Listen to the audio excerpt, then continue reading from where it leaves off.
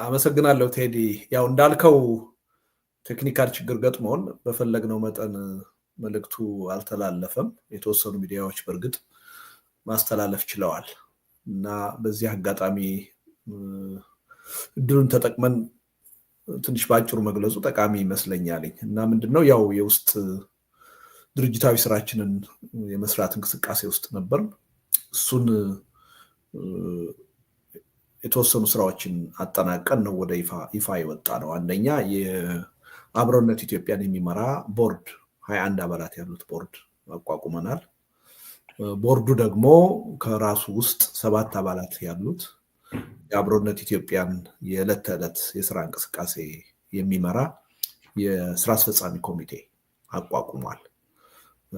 ያ የስራ አስፈጻሚ ኮሚቴ እነማንን ያካተተ እንደሆነ ያኔ በጋዜጣዊ መግለጫው በስም ዝርዝር ጭምር ይፋ አድርገናል። ጋዜጣዊ መግለጫውንም በጋራ ነው የሰጠነው።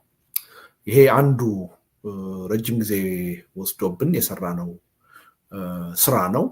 ሁለተኛ ያው ይሄን መዋቅር ወይም ደግሞ ይሄን አመራር ከመምረጣችን በፊት ይሄን ለማድረግ የሚያስፈልጉ ቅድመ ሁኔታዎች ነበሩ። ለምሳሌ የአብሮነት ኢትዮጵያን ህገ ደንብ ባይሎ ተነጋግረን ማጽደቅ ነበረብን። እሱ ጸድቋል። አሁን የውስጥ ባይሎ አለን። ሌላው ደግሞ የምዝገባ ሰነድ መዘጋጀት ነበረበት። ይሄ አርቲክል ኦፍ ኢንኮርፖሬሽን የሚሉት ለምዝገባ የሚያስፈልገንን ሰነድ ማዘጋጀት ነበረብን። እሱንም ተወያይተን አጽድቀን ጨርሰናል። አሁን በጣም ውስን የሆኑ ውስጣዊ ስራዎች ናቸው የቀሩን። አንደኛው የቀረን ነገር በህገ ደንባችን መሰረት አንድ አማካሪ ምክር ቤት ያስፈልገናል። እሱን የማቋቋም ስራ በቅርቡ እንጀምራለን። ሌላው በስራ አስፈጻሚ ውስጥ 4 ዘርፎች አሉ። ዋናውን ስራ የሚሰሩ በኮሚቴ ደረጃ መደራጀት ያለባቸው 4 ዘርፎች አሉ። እነሱንም እያደራጀን ነው ያለ ነው እና ውስጣዊ ድርጅታዊ ስራችንን ኦልሞስት ከሞላ ጎደል አጠናቅናል ማለት ይቻላል። እንግዲህ ጋዜጣዊ መግለጫው በአንድ በኩል ይሄን የያዘ ነው። ሌላው በቅርቡ አጠቃላይ ልንሰራው ከምንፈልገው የትግል እንቅስቃሴ ጋር የተያያዘ ልንሰራቸው ያሰብናቸውን ነገሮች በዛ ጋዜጣዊ መግለጫ አስተዋውቀናል። አንደኛው 2 ሰነዶች ይዘጋጃሉ። አንደኛ ተቃዋሚው ጎራና ህዝቡ በህዝባዊ እምቢተኝነት ትግል ይሄን አገዛዝ እንዴት ነው የሰላምን አማራጭ የውይይትን የድርድርን አማራጭ በህዝብ ትግል ተገዶ እንዲቀበል ማድረግ የሚቻለው የሚል ዝርዝር መርሃ ግብሮችን የያዘ ሰነድ ዝግጅት ይካሄዳል እና ያ ሰነድ የኢትዮጵያ ተቃዋሚ ኃይሎች እና በዚህ በሰላማዊ ህዝባዊ እምቢተኝነት ተሳትፎ የሚያደርጉ ኃይሎች የውይይት መነሻ እንዲሆናቸው እናዘጋጀው ይሆናል ማለት ነው። ሌላው አገዛዝን መጣል ብቻ በራሱ ግብ አይደለም። ካለፉት ሂደቶች ተምረን እንዳለፉት የትግል እንቅስቃሴዎች የማይጠለፍ የማይኮላሽ ወይም ደግሞ አንድን አምባገነን በሌላ አምባገነን የማይተካ ወይንም ደግሞ ከእጃችን ወይም ከቁጥጥራችን ወጥቶ ሌላ ዋጋ የማያስከፍለን ትግል ነው መካሄድ ያለበት።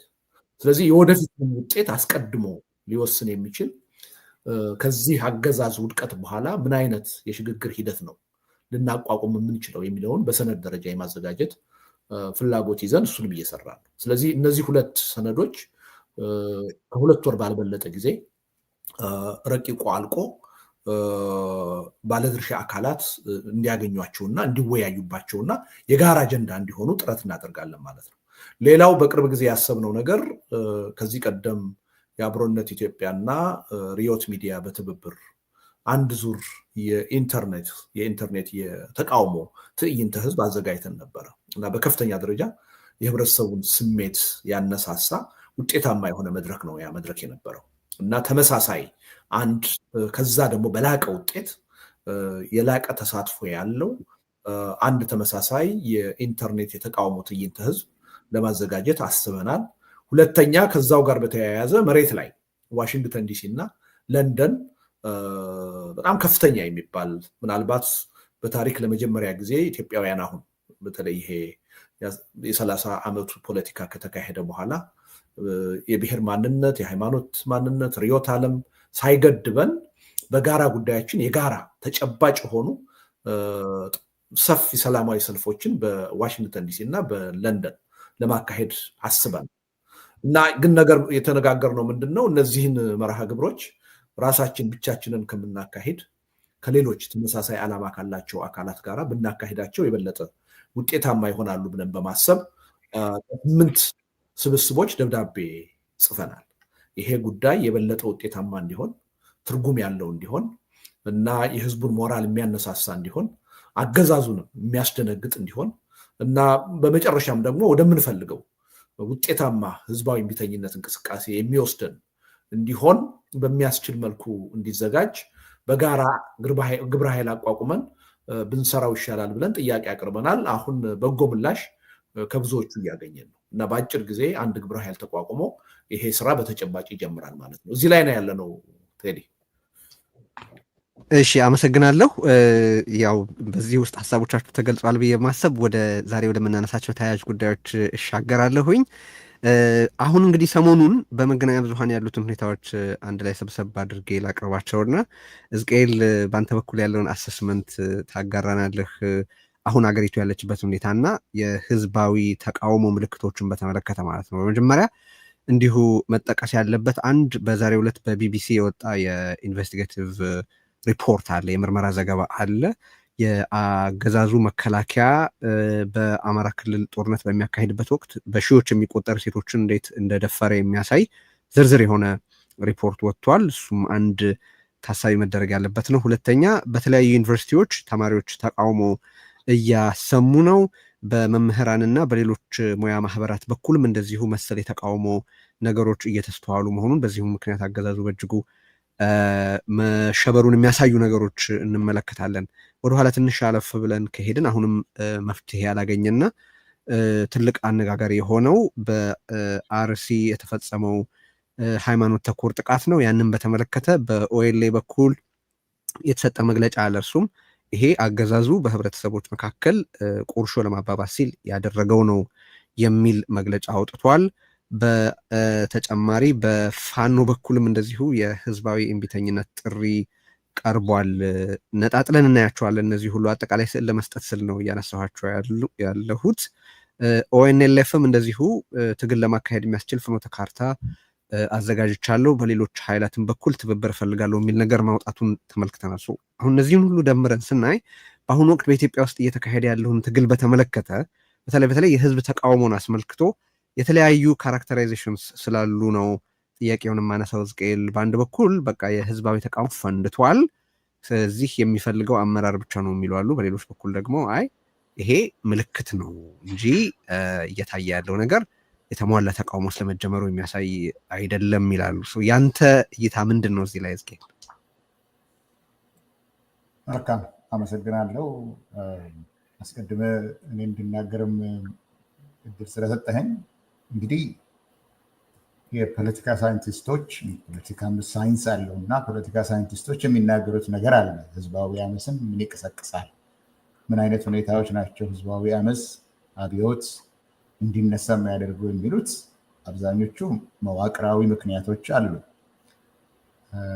የቆዩ ያልተፈቱ ችግሮች፣ እንዲሁም ደግሞ ተጓዳኝ ምክንያቶች አሉ መዋቅራዊ ምክንያቶች ጋር ያልተያያዙ ነገር ግን ተጓዳኝ የሚሆኑ የሚቀሰቅሱ ደግሞ ለኳሽ ምክንያቶች ደግሞ አሉ። እነዚህ ሁለቱን አንድ ላይ አጣምሮ የሚለኩሱ አሉ።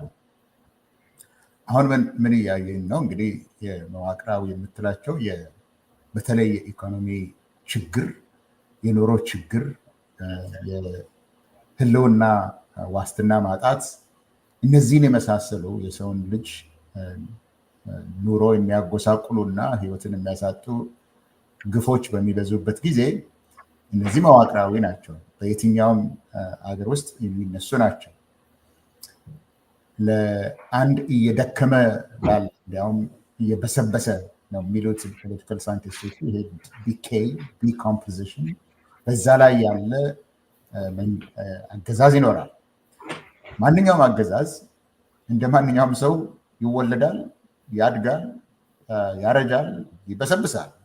በስበሱ አይቀርም እና እንደዛም ሊሆን ይችላል በጊዜ ውስጥ። ነገር ግን አንዳንድ ጊዜ አገዛዞቹ ራሳቸው ከራሳቸው ጭቆናና ግፍ ማብዛት የተነሳ ይህንን ሂደት ያፋጥኑታል።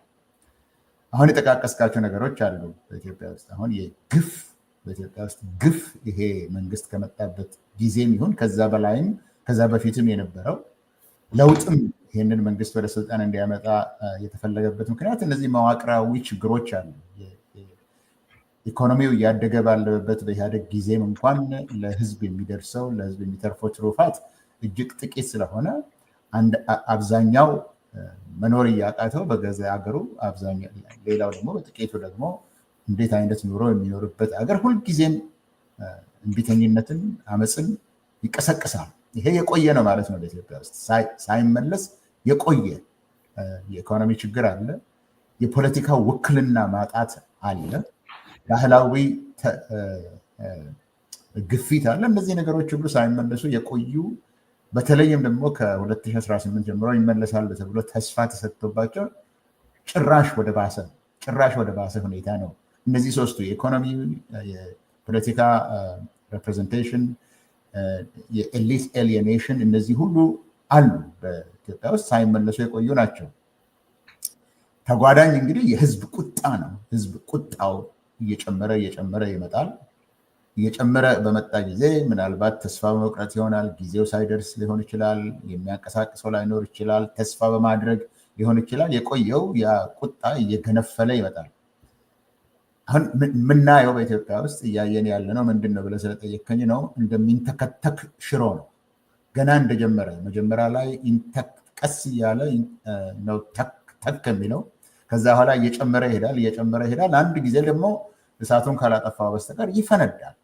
ስለዚህ አሁን የጠቃቀስካቸው ችግሮች በየቦታው የምታየው በአማራ ክልል፣ በኦሮሚያ ለ7 ዓመት፣ በትግራይ ለስንት ዓመት ይኸው 5-6 ዓመት እነዚህ ሁሉ ብሶቶች አንድ ላይ እየተጠረቃቀሙ እሳቱ የማይነድ ከሆነ ይህ የህዝብ ቁጣ የተንተከተከ የመጣው ለመንግስትም አደገኛ ሊሆን ይችላል። እንግዲህ አሁን ደግሞ ባለንበት ሁኔታ በኢትዮጵያ ውስጥ ይሄ ቁጣ ገንፍሎ ከወጣ ሊያደርሰው የሚችለው ጉዳይ አለ። እንግዲህ ይሄ ትሪገር የሚያደርጉት ብዙ ምክንያቶች አሉ ኢትዮጵያ ውስጥ። ለምሳሌ የኤርትራ ጦርነት አለ። ለምሳሌ አሁን የጠቀስካቸው በሃይማኖት ላይ መሰረት ያደረገ ጥቃት አለ። እንደዚህ አይነት ሁነቶች ደግሞ ይቀሰቅሳሉ። ያንን የቀሰቀሰውን ይለኩሳሉ። ከዛ በኋላ መያዣ የለውም። አሁን አብሮነትም ሌሎቻችንም የምንለው መያዣው ስለማይታወቅ አስቀድሞ መዘጋጀቱ አስፈላጊ ነው የሚባለውም ለዚህ ነው። ቴዲ እሺ፣ አመሰግናለሁኝ ሕዝቅኤል። ካራክተራይዝ ማድረጉ በጣም አስፈላጊ ነው በሚል ነው ጥያቄውን የማነሳው። ልደቱም እዚሁ ላይ እና ሙሉጌታም መጨመር ትችላላችሁ። በነገራችን ላይ ኢንተርጀክት ማድረግ ትችላላችሁ ሀሳብ ሲኖራችሁ ተከታታዮቻችን በማይረበሹበት መንገድ ግን አስተያየት መስጠት ትችላላችሁ በየመሀል የሚጨመር ወይ የተለየ አስተያየት ካላችሁ። ግን እዚህ ያው ያላችሁት እንደ አብሮነት የአመራር አባላት ስለሆነ የበለጠ የሚብራራ ነገር ካለ መግባት ትችላላችሁ ማለት ፈልጌ ነው። ልደቱ እዚሁ ላይ አሁን ቲፒንግ ፖይንትስ አሉ ብሏል፣ ለኳሽ ምክንያቶች አሉ ብሏል ሕዝቅኤል።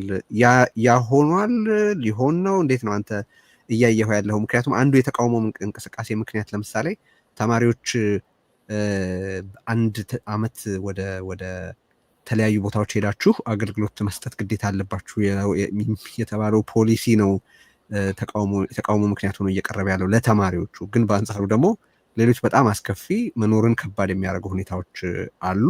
እነዛ ተማሪዎችም ደግሞ ሄደው የሚሰማሩበት ሰላማዊ ቀጠና ያለ ይመስል ነው አገዛዙ ይሄን እያደረገ ያለ። ያ ብዙ ሰዎችን ያስቆጣ ይመስላል። በሌሎች በኩል ሁሉም ሰው የየራሱን ጥያቄ ይዞ እየተነሳ ነው። ስለዚህ አሁን ያለውን አገሪቱ ውስጥ ያለውን ሁኔታ በትክክል ከመረዳት መጀመር ጥሩ ስለሆነ ያንተንም እንደዚሁ አጋራን። ቀደም ሲል በተነሱት ነገሮች ላይ የምታከለው መኖሩ እንደተጠበቀ ሆኖ ከልደቱ በኋላ ደግሞ ሙሉጌታ መቀጠል ይችላል። ቀጥልለት። ያው ጥሩ ነው ሄዶበታል ሕዝቅኤል አብዛኛውን ነገር። ግን ጥያቄህ ላይ አሁን ተጀምሯል ማለት እንችላለን ወይስ ምን ላይ ነው ያለው የሚለው ነገር በጣም መሰረታዊ ጥያቄ ይመስለኛል። ምክንያቱም የአብሮነት ኢትዮጵያ እንዲህ አይነቱ ሁኔታ እንደሚነሳ ጥርጥር አልነበረውም ከጅምሩ። ይነሳል፣ አይቀርም። ምክንያቱም መሬት ላይ ያለው ሁኔታ፣ በስልጣን ላይ ያለው አገዛዝ ባህሪና ማንነት እንዲህ አይነቱ ነገር እንዲነሳ የግድ የሚያደርግ። ስለዚህ ይሄ ነገር መነሳቱ አይቀርም የሚል ግምት ነበረ።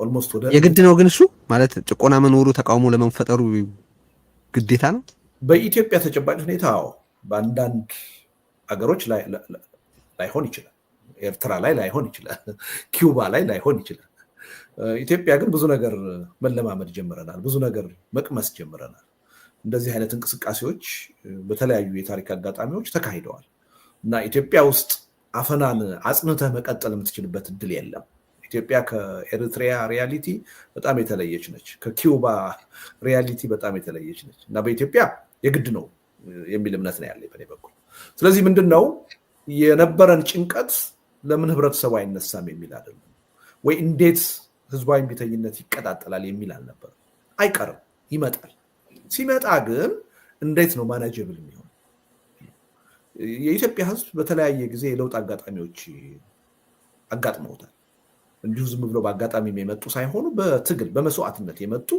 የትግል አጋጣሚዎችን አሳልፈዋል እነዛ ሁሉ ግን አንዳቸውም ዘላቂ የሆነ ሰላም ዘላቂ የሆነ ብልጽግና አላስገኙለትም ስለዚህ እንደ አዲሱ ትውልድ አካል እንዳሁን ዘመን ስብስብ ምንድነው የተለየ ነገር ልናደርግ የምንችል ይሄ ህዝብ እንደገና አሁን ለለውጥ ትግል አድርጎ ያ ለውጥ በአፈጨሌዎች የማይጠለፍበት ሁኔታ እንዴት ነው ሊኖር የሚችለው የማይጨናገፍበት ሁኔታ እንዴት ነው ሊኖር የሚችለው ውጤቱ ከአንድ አምባገነን ወደ ሌላ አምባገነን መሸጋገር የማይሆንበት ሁኔታ እንዴት ነው መፍጠር የሚችለው ከዛ በኋላ ደግሞ ዘላቂ የሆነ ለውጥ ሊያመጣ የሚችለው እንዴት ነው ምን አይነት ሽግግር ነው ሊኖር የሚችለው የሚለውን ነገር አገዛዙ ከወደቀ በኋላ ሳይሆን ከመውደቁ በፊት ማሰብና በዛ ላይ በቂ ዝግጅት ማድረግ አለብን የሚል ትኩረት ሰጥተን ነው እየሰራን የነበረው ስለዚህ አሁን እዚህም እዛም የሚታዩት ነገሮች የማይጠበቁ አይደሉም ለኛ የሚጠበቁ ናቸው አይቀሬ ናቸው ብለን የገመትናቸው ነገሮች ናቸው ግን ሪሊ ህዝባዊ ቢተኝነት ተጀምሯል ማለት አይቻልም ምክንያቱም ከተጀመረ የሚጀመረው በድርጅቶች ህብረት የሚመራ መሆን አለበት የሚል እምነት አለ በተጸና በታቀደ መልኩ የሚካሄድ ህዝባዊ ቢተኝነት መሆን አለበት የሚል እምነት አለ እንጂ አሁን ሌሎችም አካባቢዎች ወይም ሌሎችም ሀገሮች እንደምናየው በማህበራዊ ሚዲያ በስሜት እንዲሁ በአንዳንድ ወቅታዊ ጉዳዮች በተናጠል የሚካሄድ ትግል መሆን የለበትም ከዚህ በኋላ የምናካሂደው የሰላማዊ ህዝባዊ ቢተኝነት ትግል ህዝቡ መስዋዕትነት የሚከፍልበት ነው የሚሆነው ነገር ግን የሚመጣው ውጤት አስተማማኝ መሆኑን አስቀድመን ልንዘጋጅበት ይገባል በአንድ በኩል በጠራ እቅድ በጠራ ሐሳብ መመራት አለበት በሌላ በኩል በህብረት መመራት አለበት በተደራጁ ኃይሎች ህብረትና ቅንጅት መመራት አለበት በሌላ በኩል ደግሞ ትግሉን እንዴት እናሸንፋለን ብቻ ሳይሆን ያሸነፍነውን እንዴት ነው የምንተካው የተሻለ ነገር እንዴት ነው የምናመጣው የሚለውን ጥያቄ ከወዲሁ የመለሰ ትግል መሆን አለበት እና ከተጀመረ ከማሸነፍ በመለስ የማይቆም ትግል መሆን አለበት የሚል ጭንቀት ስለነበረ ነው እየተዘጋጀን የነበረው ስለዚህ ይሄ አሁን የምናየው ሀገር ውስጥ የሚታየው እዚህም እዛም የሚታየው እንቅስቃሴ ከህዝቡ ብሶት የመነጨ እንቅስቃሴ ነው የሚጠበቅና ተገቢ የሆነ እንቅስቃሴ ነው ይበጅ የሚያስብል ነው ተጠናክሮ መቀጠል ያለበት ነው እኛ እያሰብነው ያለው ህዝባዊ ቢተኝነት ግን ገና ነው አልተጀመረም ስንጀምረው በመላ ሀገሪቱ ነው የሚካሄደው አንድ አይነት አጀንዳ ተይዞ ነው የሚካሄደው ምክንያቱም የሁሉንም ህብረተሰብ ችግር የሚመለከት ፖለቲካዊ ኢኮኖሚያዊ ማህበራዊ አጀንዳ ተይዞ ነው ትግሉ እንዲካሄድ የምናደርገው በአንድ በተቀናጀ ኃይል የሚመራ ነው የሚሆነው እና በዛ መልኩ ጅምሩ ሂደቱ ውጤቱ አስቀድሞ ታውቆ በጥንቃቄ በበቂ ዝግጅት የሚካሄድ ነው የሚሆነው ስለዚህ እንደዛ አይነቱን ህዝባዊ ቢተኝነት ለማስነሳት ኢትዮጵያ ውስጥ የበለጠ ምቹ ሁኔታ እየተፈጠረ እንደሆነ ህዝቡ በቅቶት በደሉ ሞልቶ እየገነፈለ እንደሆነ ምልክት የሚያሳዩ ነገሮች ናቸው አሁን እዚህም እዛም የሚታዩት ስለዚህ እንደ በጎ አጋጣሚዎች ነው የምንወስዳቸው የማይጠበቁ ግን አይደለም በአንድ በኩል ማለት ነው በሌላ በኩል ደግሞ እኛ እንዲካሄድ የምናስበው ህዝባዊ ቢተኝነት ገና አልተጀመረም እሱን አውጀን አቅደን በቀደም ተከተል በዝርዝር ተማምነንበት የምናካሄደው ነው የሚሆነው ለዛ ነው እየተዘጋጀን ያለ ነው እና በዚህ መልኩ ነው መታየት ያለበት የሚል ህዝቡ እየቀደማችሁ አይደለም ማለት ይቻላል እንግዲህ የሰማችሁን ይሆናል እንቅልፍ አጥተን ሌት ተቀን ነው የምንሰራው እያልን ነው ሌት ተቀን እንድንሰራ ያስገደደን ነገር ያለ ምክንያት አይደለም ምክንያቱም መሬት ላይ ያለው ሁኔታ ሊቀድመን ይችላል የሚል ስጋት ስላለ እና አሁንም ቢሆን የበለጠ ሊቀድመን ስለሚችል በትጋት በጊዜ የለንም ስሜት ይሄን ቃል ደጋግመን ተናግረናል። ሴንስ ኦፍ አርጀንሲ ያስፈልጋል። በጊዜ የለንም ስሜት ሌት ተቀን መስራት አለብን። አለበለዚያ የህዝቡ ትግል ይቀድመንና ባለፉት እንዳየናቸው የለውጥ ሂደቶች እንደከሸፉት አይነት አደጋ አሁንም ሊያጋጥመን ይችላል። በምንም ተአምር ያን ታሪካዊ ስህተት መድገም አለብን የሚል እምነት የለንም። በእኛ በኩል በቂ ዝግጅት አድርገን የምንቆጣጠረው አቅደን የምናካሂደው ትግል ነው መሆን ያለበት። እንዳልኩት መነሻውን፣ ሂደቱን፣ ውጤቱን በደንብ አውቀነው ከማሸነፍ በመለስ መቼም ጊዜ ቢሆን በማንኛውም ሁኔታ የማይቆም ትግል ነው ማድረግ ያለብን የሚል እምነት አለን እና እንዳልከው እንዳይቀድመን እዛ ፉክክር ውስጥ እዛ ውድድር ውስጥ የኢትዮጵያ የፖለቲካ ኃይሎች መግባት አለብን፣ ሌት ተቀን መስራት አለብን የሚል እምነት ነው ያለን። ወደ ጋሽ ሙልጌታ ከመሄዴ በፊት ሞመንተሙን ሚስ እያደረጋችሁት እንዳይሆን ስጋት ስላለ ነው። እናንተ የራሳችሁን ዝግጅት ያደረግንበት ትግል እንዲጀመር ስታስቡ እናንተ በፈለጋችሁ ጊዜ የሚፈለገው ያ ግፍ አለ፣ ልክ ነው። ግን ቅድም ሕዝቅኤል የጠቀሳቸው ለኳሽ ምክንያቶች እና በጠቅላላ አየሩ በተመቻቸና በተሰራ ሞመንተም ላይ መሄድ ነው የሚሻለው ወይስ ራሱን የቻለ እንቅስቃሴ ስለመጀመር በራስ ጊዜ መንቀሳቀስ የሚል ነገር ስለሚነሳ ነው? እሷን ባጭሩ አድሬስ አድርጋትና ወደ ጋሽ ሙልጌታ። እዚህ ጉዳይ ላይ ቴዲ በጣም ሲሪየስ ነን። ይሄ የአብሮነት ስብስብ አሁን ስራ እየሰራ ያለው በጣም በጥንቃቄ ነው። ለምንድን ነው ህዝባዊ እምቢተኝነት እንዲሁ ዝም ብሎ እንደው ሰላማዊ ህዝባዊ እምቢተኝነት ስንል ሰዎች የማይጎዱበት፣ ሰዎች የማይታሰሩበት፣ ሰዎች የማይገደሉበት፣ ኢኮኖሚ የማይወድምበት ማለት አይደለም። እንዲህ አይነት ጨካኝ የሆነ አምባገነን አገዛዝ በስልጣን ላይ ባለበት ሀገር የሚካሄድ ሰላማዊ ህዝባዊ እምቢተኝነት ዋጋ ያስከፍላል፣ የህዝብ መስዋዕትነትን ጭምር ይጠይቃል እና ኃላፊነት አለብን። ሰው የሚሞትበት ትግል ነው እና አንድም ሰው ቢሆን የሚሞትበት ትግል በጥንቃቄ መታየት አለበት የሚል እምነት አለን እና ደግሞ ከብዙ ሂደቶች ተምረናል። እኛ ከ1960ዎቹ የኢህአፓ መኢሶን እንቅስቃሴ ተምረናል፣ ከ97 ምርጫ ተምረናል፣ ከ2010 የለውጥ ሂደት ተምረናል፣ ከአረብ ስፕሪንግ ተምረናል።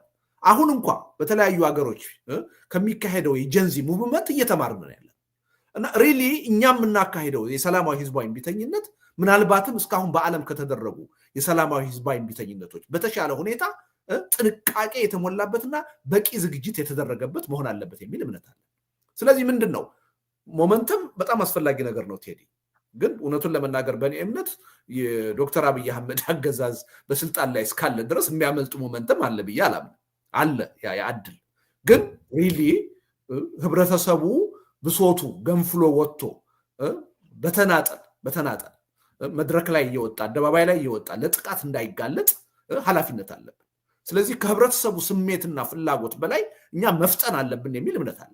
መፍጠን አለብን የሚል ግን እንፍጠን ስንል ደግሞ አደጋዎች እንዳይፈጠሩ፣ ህዝብ ተገቢ ያልሆነ መስዋዕትነት እንዳይከፍል፣ ትግሉም ደግሞ በችኮላ አላስፈላጊ የሆነ አጣብቂኝ ውስጥ እንዳይገባ ደግሞ አስፈላጊውን ጥንቃቄና ዝግጅት የማድረግ ኃላፊነት አለብን የሚል እምነት አለን እና ሪሊ ይሄ ስብስብ ልዩ የሚያደርገው ካለፉት ስህተቶች፣ ጥፋቶች የተማረ መሆኑ ነው። ነገሮቹን በስሜት ሳይሆን በሰከነ ሁኔታ በውይይት አስቀድሞ በደንብ በታሸ ዝግጅት የሚያደርግ ኃይል መሆኑ ነው ልዩ የሚያደርገው እና ህብረተሰቡ ይህን መገንዘብ ያስፈልጋል እና አንዳንዴ ከህብረተሰቡ ስሜትና ፍላጎት በተቃራኒ ብንዘገይ ያለ ምክንያት አለመሆኑን ህብረተሰቡ ሊረዳልን ይገባል የሚል እምነት አለኝ። ሁለቱን ነገሮች ማስታረቅ አለብን። ይቅርታ ወደ ጋሽ ሙልጌታ ብሄድ ጥሩ ይመስለኛል። እሺ እዚሁ ላይ ቀደም ሲል በተነሱት ነገሮች ላይ የምታክለው ነገር ካለ መጨመር መቻለህ እንደተጠበቀ ሆኖ የአገዛዙን ምላሽ እንዴት እያያችሁት ነው የሚለው ላይ የተወሰነ ነገር ብትናገር ደስ ይለኛል። ተቃውሞዎችን በተመለከተ አገዛዞችን የሚመልሱበት መንገድ አለ። አሁን በብዙ መልኩ ስምምነት የተፈጠረ የሚመስልበት ሁኔታ አለ። ዳት ይሄ አገዛዝ የሁሉም ህብረተሰብ አደጋ የመሆኑ ነገር ከሌላው ጊዜ በተሻለ ግንዛቤ ያለ ይመስላል። እንዲሁ ሲታይ ምን ያህል ለዛ ኮሚትመንት አለ ወይ ምን ያህል በተግባር ያንን መግለጽ እየተቻለ ነው የሚለው ሊያነጋግር ይችላል። ስለዚህ አሁን እየተነሱ ላሉት ተቃውሞዎች አገዛዙ እንዴት ይመልሳል? እንዴት እየመለሰ ነው? ለዛ ምላሽ ምን አይነት ዝግጅት ማድረግ ያስፈልጋል የሚለውንም አብሮ እንድታየው ነው። እሺ ቴዲ፣ በቅድሚያ ይህን ፕሮግራም አዘጋጅተህ እንድንሰባሰብ እድሉን ስለፈጠርክ በጣም ነው የማመሰግነው። እሰማለሁ አይደል? ትሰማለህ? ቅድም ልደቱን መግቢያው ላይ በሰጠው አስተያየት ላይ ትንሽ የምጨምረው ነገር አለኝ። የአብሮነት ላለፉት ከ6 እስከ 8 ወር ድረስ ብዙ ስራዎች ሲሰራ ማን ነው እነማን ናችሁ የሚል ጥያቄ ብዙ ነበር እና ያንን ለመመለስ የ21 ቦርድ እንደፈጠርና ገልጿል። 7 ስራ አስፈጻሚ ገልጿል እና ብዙ ተመልካቾች እና አድማጮች ፍላጎት ይኖራቸዋል ብዬ ስለገመጥኩ የስራ አስፈጻሚ አባሎቹን ግልጽ ስላደረግን በጋዜጣዊ መግለጫችን ወቅት ዛሬም ቢጨምር ጥሩ ነው ብዬ ነው። ብዙ ያልሰሙ ካሉ ሰብሳቢ አቶ ልደቱ ነው። ምክትል ሰብሳቢ ዶክተር መቅደስ አዳነ፣ ጸሐፊ አሸናፊ አብርሃም፣ ትሬዠረር እኔ ነኝ፣ ፐብሊክ ሪሌሽን ኦፊሰር ፕሮፌሰር ዝቅኤል፣ ኦርጋናይዜሽናል ኮኦርዲኔተር ዶክተር እስማኤል ጎርሲ እና የፎሬን አፌርስ ጉዳይ ደግሞ አቶ መስፍን አየነ ነው። እነዚህ ሰዎች ትንሽ መልክ ልስጠው ብዬ ነው። ብዙ ጥያቄ ስላለ እነማን ናቸው ስለሚባል እነዚህን ሰዎች መግለጹ ጥሩ ነው ብዬ ነው።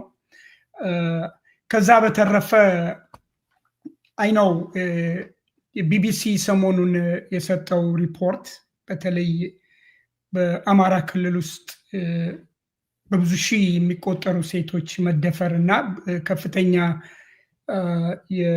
የጾታ ጥቃት እንደተፈጸመ ገልጿል። ይሄንን አዲስ ነገር አይደለም፣ ታውቁታላችሁ። በብዙ 100 ሺህ የሚደርሱ እህቶቻችን በትግራይ ተደፍረዋል። ያንን ደግሞ በፍቃድ ጠቅላይ ሚኒስቴሩ የኛ ወታደሮች በሳንጃ ነው የተወጉት፣ በወንድ ዕቃ ቢነኩ ምንድነው ችግሩ ብሎ የተናገረበት ነው። መንግስት ፍቃድ የሰጠውና በአማራ ክልል ውስጥ የሚደረገው ወታደሩ የሚያደርገው ሊያስደነግጠን አጸያፊ ነው። ከሞራልም ይሁን ከዲሲፕሊን አኳያ ከፍተኛ የወረደ ነው።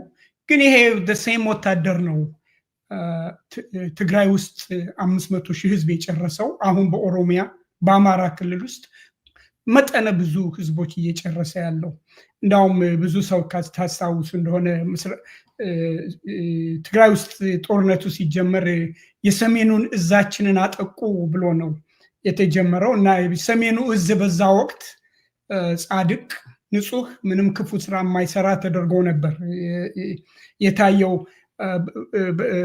ክሎዝሊ በተለይ በአጠቃላይ የኢትዮጵያን ህዝብ ማነሳሻ መፈክር አድርገው አብይ አህመድ ወደ የከፍተኛ ፍጅት ያስከተለ ጦርነት ለ2 ዓመት ያካሄደው ያው ወታደር ነው። ዛሬ አማራ ክልል ውስጥ፣ ዛሬ ኦሮሚያ ክልል ውስጥ፣ ዛሬ በተለያዩ የደቡብ ክልሎች ውስጥ በተለያዩ ሰዓቶች ተመሳሳይ ፍጅት እየፈጸመ ያለው ይሄንን ወታደር ኃይል የኢትዮጵያ ወታደር ኃይል ነው ብሎ መገመት እንኳን የሚያስቸግርበት ደረጃ ላይ በደረሰ ሁኔታ ነው ይሄ ተቋም የተቋቋመው የኢትዮጵያን ዳር ድንበር ሊያስጠብቅ ደግሞም የታክስ ፔየር እየከፈለ የቀጠረውን ህዝብ ሊያገለግል ነበር። ግን ህዝቡን እየጨፈጨፈ ነው። ላለፉት 5 ዓመታት ህዝቡን እየጨፈጨፈ ነው ያለው። ስለዚህ ምንም የቢቢሲ ሪፖርት በእርግጥ በአማራ ክልል ውስጥ ተደረገ በብዙ ሺህ ይላል እንጂ ምናልባት በብዙ 100 ሺህ ሊደርስ ይችላል። በኦሮሚያ ክልልም ውስጥ ተመሳሳይ ነው። በመላው ኢትዮጵያ ውስጥ እነዚህ ፍቃድ የተሰጣቸው ወታደሮች፣ ህሌና ቢስ የሆኑ ወታደሮች እህቶቻችንን እየፈጁ ነው፣ እየደፈሩ ነው፣ ወንድሞቻችንን እየፈጁ ነው። ስለዚህ ዊዝን ዛት ኮንቴክስት ብናየው፣ በዛ ምዕራፍ ውስጥ ብናየው ጥሩ ነው። ይሄ ወታደር የኢትዮጵያን ህዝብ የሚጨፈጭፍ እህቶቻችንን የሚደፍር አረመኔ ተቋም ነው። ይሄን ተቋም የኢትዮጵያ ህዝብ ማውገዝ አለበት። የኢትዮጵያ ህዝብ የተለየ አካል ለአብይ አህመድ አገልጋይ ሆኖ ደሞዝ የሚከፍለውን ህዝብ እየጨፈጨፈ ያለ ነው። ይህንን በግልጽ መናገር አለብን ብዬ አምናለሁ። ሌላው በተለይ የተማሪዎችን እንቅስቃሴ በተመለከተ ኮዝ ኤንድ ኢፌክት ነው ብዬ ነው የምገምተው። ተማሪዎቹ 3ኛ ዓመት ስትደርሱ ህዝባቸውን ሄዳቸው አገልግሉ የሚለውን በኮንሴፕት ደረጃ እዚህ ውስጥ ያለነው አንዳችንም እንጠላዋለን ወይም እነሱ ራሳቸው የሚጠሉታል ብዬ አላስብም። ግን አሁን በዚህ ሰዓት እነዚህ ተማሪዎች ወደ ውጭ እንዲሄዱና እንዲያስተምሩ ለምን ተፈለገ? ዱርዬው የበሻሻው ከአዲስ አበባ ከመርካቶ ዱርዬ ጋር ተመሳጥረው ለአስተማሪዎች መክፈል አይችሉም። በስራ ላይ ያሉትን አስተማሪዎች ደሞዝ መክፈል አልቻሉም። ወደፊት የሚቀጠር የለም። ኢኮኖሚካሊ ከፍተኛ ክራይሲስ ውስጥ ስላለ እነሱ ዘዴ ነው የአስተማሪ እጥረት ይኖራል። ስለዚህ ደሞዝም ልንከፍል አንችልም፣ ያሉትም ሊወጡ ይችላሉ። ታዲያ እንዴት ነው ይሄን ቮይድ የምንሞላው? ተማሪዎቹን መላክ ነው። ይሄ ብልጣብልጦች ጨዋታ ነው። ይሄንን ተገንዝበውታል ተማሪዎቹ። ወደ ያለባቸውን ብሶት አንስተው ወጡ። ስጋታቸውን በህብረተሰቡ ውስጥ ያለውን ችግርና መከራ ተገንዝበው ምክንያት አድርገውት ወጡ እንጂ እኔ የኢትዮጵያ ተማሪዎች ያስተማራቸውን ህዝብ 3ኛ ዓመት ሲደርሱ ወጥተው ለማገልገል ፈቃደኛ አይሆኑም ብዬ አልገምትም። ግን ምክንያት ስላለው አመፅ አንስተዋል። ይሄ አመፅ የሚቀጥል እንጂ የሚቆም አይደለም፣ መቀጣጠል አለበት። ይጨምራል ብዬ ነው የምገምተው።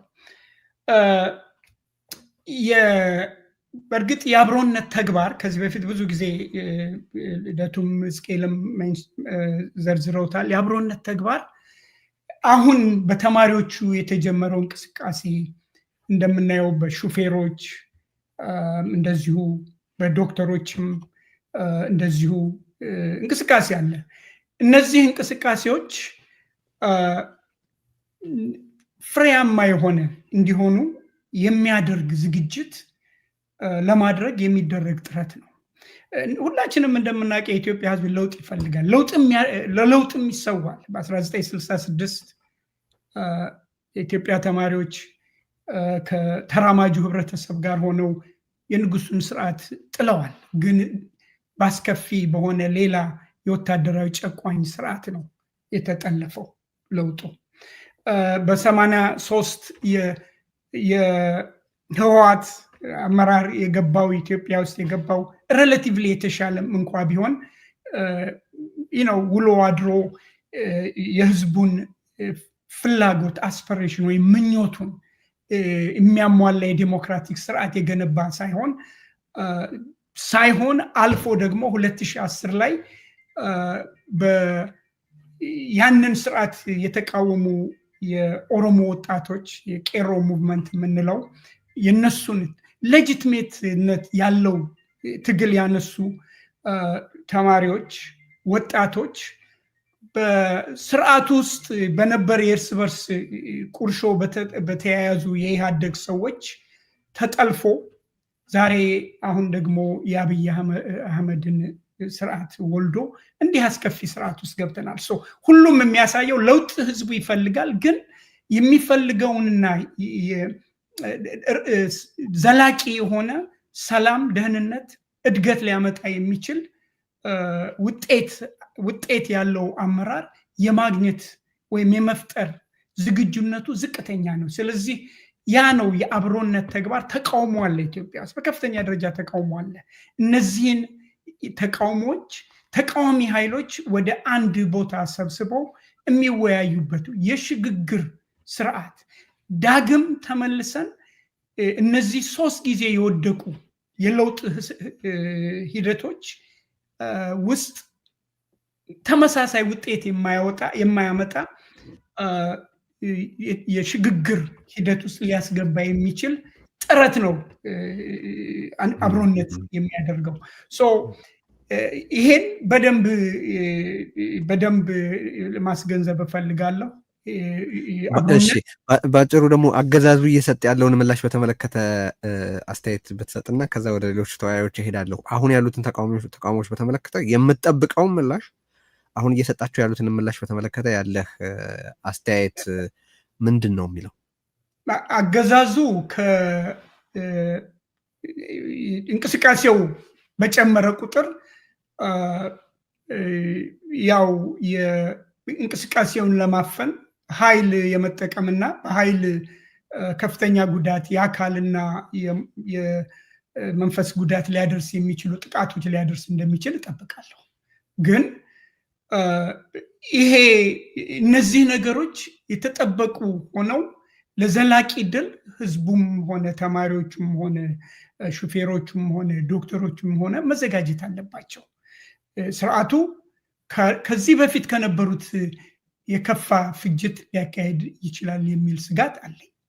ግን በዛው እኩል የሆነ እንቅስቃሴ ይኖራል። ከዛ በላይ ግን እኔ የሚያሳስበኝ አሁን በየጎራቸው ተቀምጠው ያሉ የሚሽኮረመም አንድ ወንድሜ ብሎታል። መሽኮረመማችንን ትተን ወደ አንድ ላይ መተን ይሄንን ስርዓት ማብቃት አለበት እና ይሄን ስርዓት እንዲያበቃ የበለጠ መስራት አለብን እንጂ ይሄ በየሳይዱ ሁሉም የየራሱን ትግል አካሄጄ መፍትሄ ያመጣሉ የሚለውን ነገር ወደ ጎን መተው አለብን። ያንን ያገዛዙን ሀርሽ የሆነ ጥቃት ልናቆመው የምንችለው የተቃዋሚ ኃይሎች በማንኛውም ጎራ ያሉ የተቃዋሚ ኃይሎች ወደ አንድ እንዲመጡ ጥያቄያችንም ፍላጎታችንም እየሰራን ያለነው በሱ ላይ ስለሆነ ወደ አንድ እንዲመጡ በዚህ አጋጣሚ ጥሬን ማቅረብ ፈልጋለሁ። እሺ አመሰግናለሁኝ። እዚህ ላይ እንደው በዝቅኤልም ልደቱ ማስተያየት ብትሰጡበት ማስበው አሁን ጋሽ ሙሉጌታ የጨረፍ ያደረገው ነገር ነው። እሱም ምንድን ነው ሰሞኑን የቅድም የጠቀስኩት በአርሲ በተፈጸመው ሃይማኖት ተኮር ጥቃት ዙሪያ በኦኤልኤ በወጣው መግለጫ ላይ ጥሪ ቀርቧል። በኢትዮጵያ ውስጥ ካሉ የትኞቹም የፖለቲካ ኃይሎች ጋር ለመስራት ያለውን ፍላጎትና ፈቃድ ገልጧል። በተጨማሪም አሁንም ቅድም እንደጠቀስኩት ኦኤንኤልኤፍም እንደዚሁ ከሌሎች ኃይሎች ጋር ለመተባበር ያለውን ፍላጎት ጠቅሷል። በተጨማሪ በኢኮኖሚስት መጽሔት ላይ የወጣውን አርቲክል ካያችሁት እንግዲህ የፋኖ የትግራይ ማለትም የህወሓት እና የኦኤልኤ ሰዎች እና ሻዕቢያ የተሳተፉበት መገናኘት ነበረ የሚል አይነት አንድምታ ያለው ነገር አውጥቷል እና በአቶ ዘመነ ካሴ በኩልም እንደዚሁ የሰላማዊ እምቢተኝነት ጥሪ ለአጠቃላይ ለህብረተሰቡና ለሌሎች የፖለቲካ ኃይሎች ቀርቧል። ይሄ ሁሉ ጥሪ ስለ ፖለቲካ ኃይሎቹ ግንዛቤ ምን ይናገራል? ያንተን የግል አሰስመንት መጀመሪያ፣ ከዛ እነዚህን ጥሪዎች አብሮነት እንዴት እንደሚያያቸው የተነጋገራችሁበት ነገርም ካለ አብሮ ልታነሳ ትችላለህ። ግን ይሄ በየአቅጣጫው እየቀረበ ያለ ጥሪ አገዛዙንም ሆነ የአገሪቱን ሁኔታ በተመለከተ የአገሪቱ የፖለቲካ ኃይሎች ስለደረሱበት ግንዛቤ የሚነግርህ ምንድን ነው? አገዛዙ ደግሞ ይሄንን ያው በአንዳነት ነው እያለ እንደሚፈርጀው ታውቃለህ እና እሱንም በተመለከተ ምን እንደምትል ብታወራ።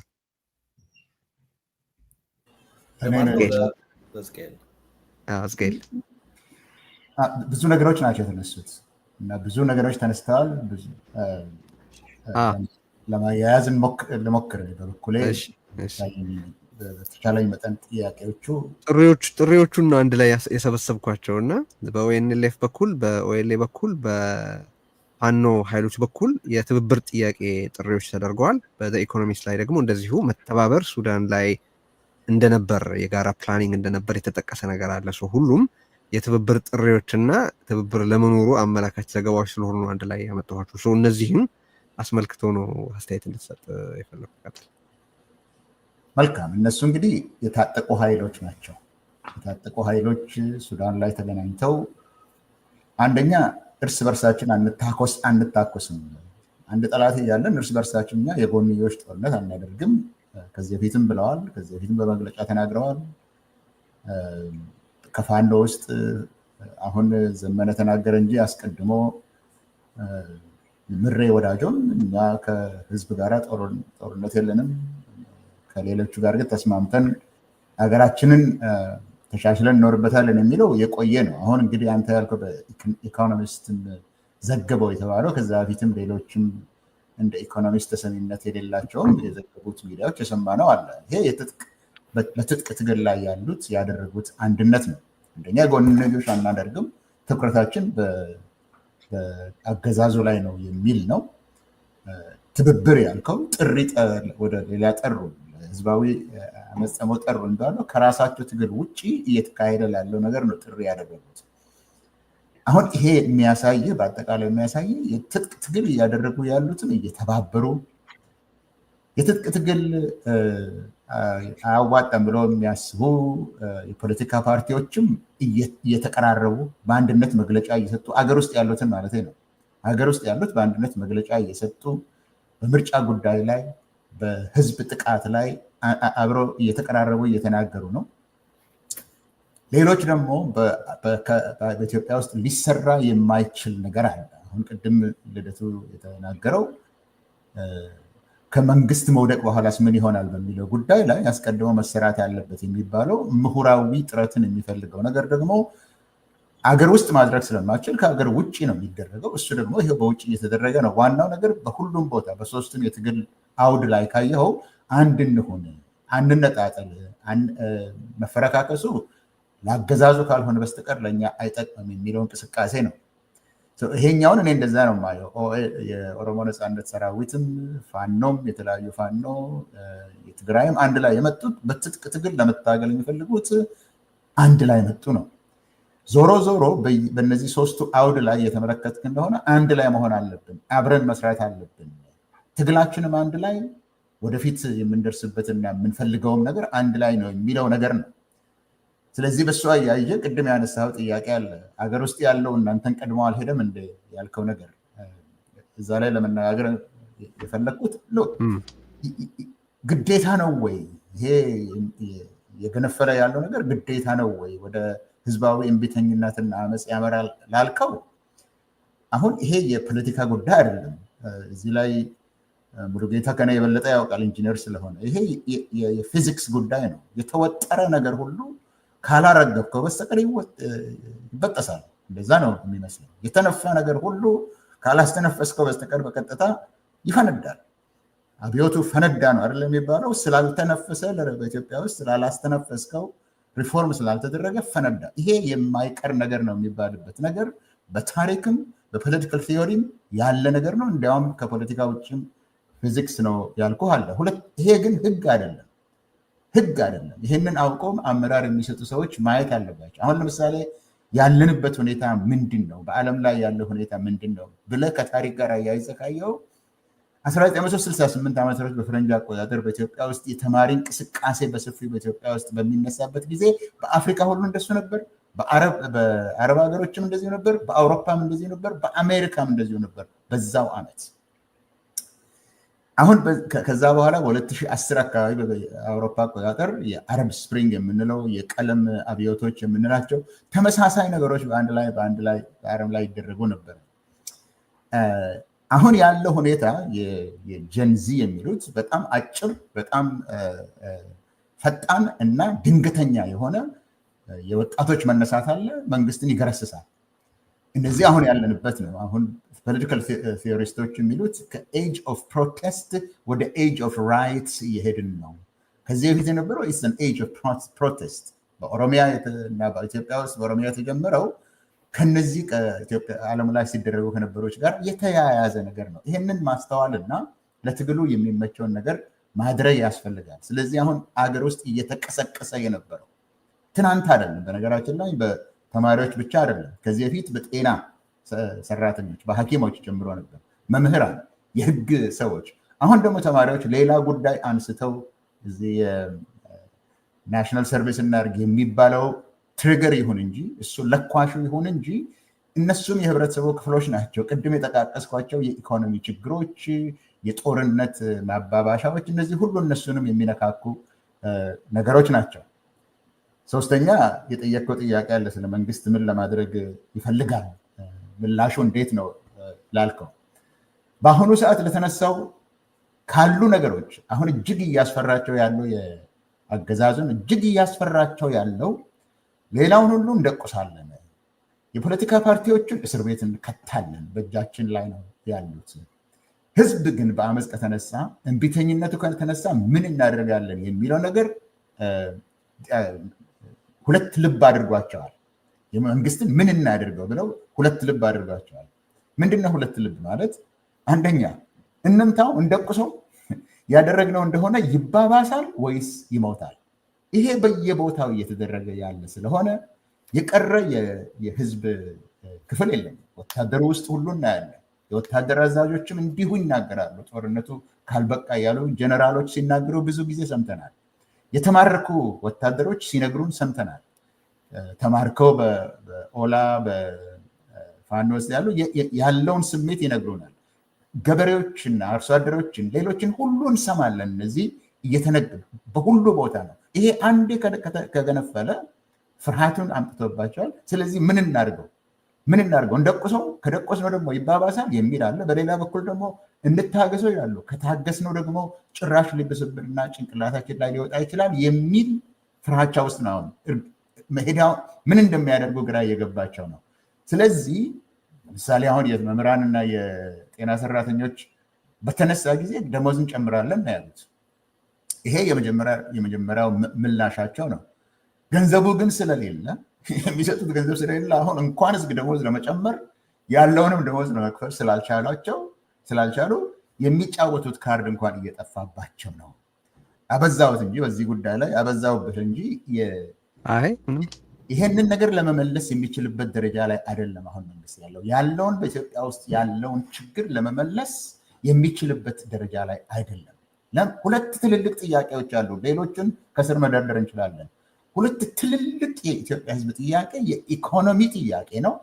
ሁለተኛው የሰላም ጥያቄ ነው። የጦርነት መቆም ጥያቄ ነው። እነዚህ ሁለት ትልልቆች ደግሞ በህልውና የመኖር ጥያቄዎች ናቸው። አንድ ነው የሚያደርጋቸው።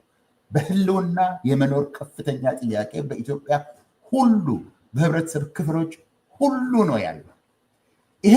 ይህ አገዛዝ መመለስ አይችልም። ለምሳሌ ያለው ከኢኮኖሚ ችግር ውስጥ የኢንፍሌሽን ችግር ነው። የዋጋ መናር፣ የግሽበት ጉዳይ ነው።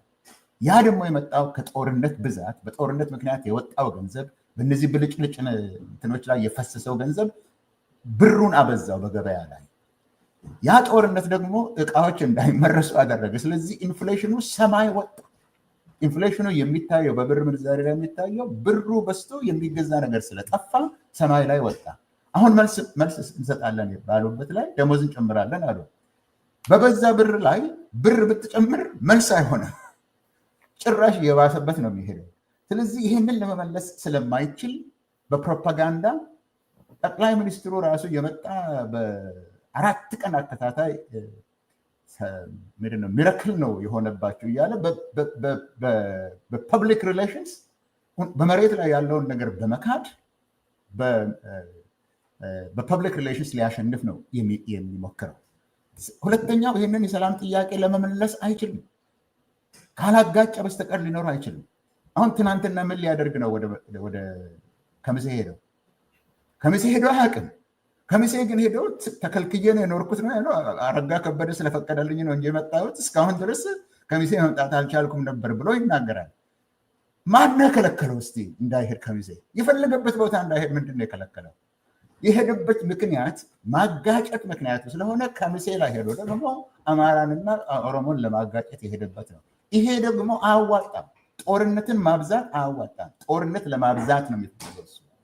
በኢኮኖሚም በኩል መልሱን መመለስ አይችልም። በጦርነትም በሰላም በኩል መልሱን መመለስ ስለማይችል እኛም እንደ አብሮነት መውደቁ አይቀርም የምንልበት ምክንያት ይሄ ነው። ለመመለስ ጥያቄዎቹን ለመመለስ አይችልም።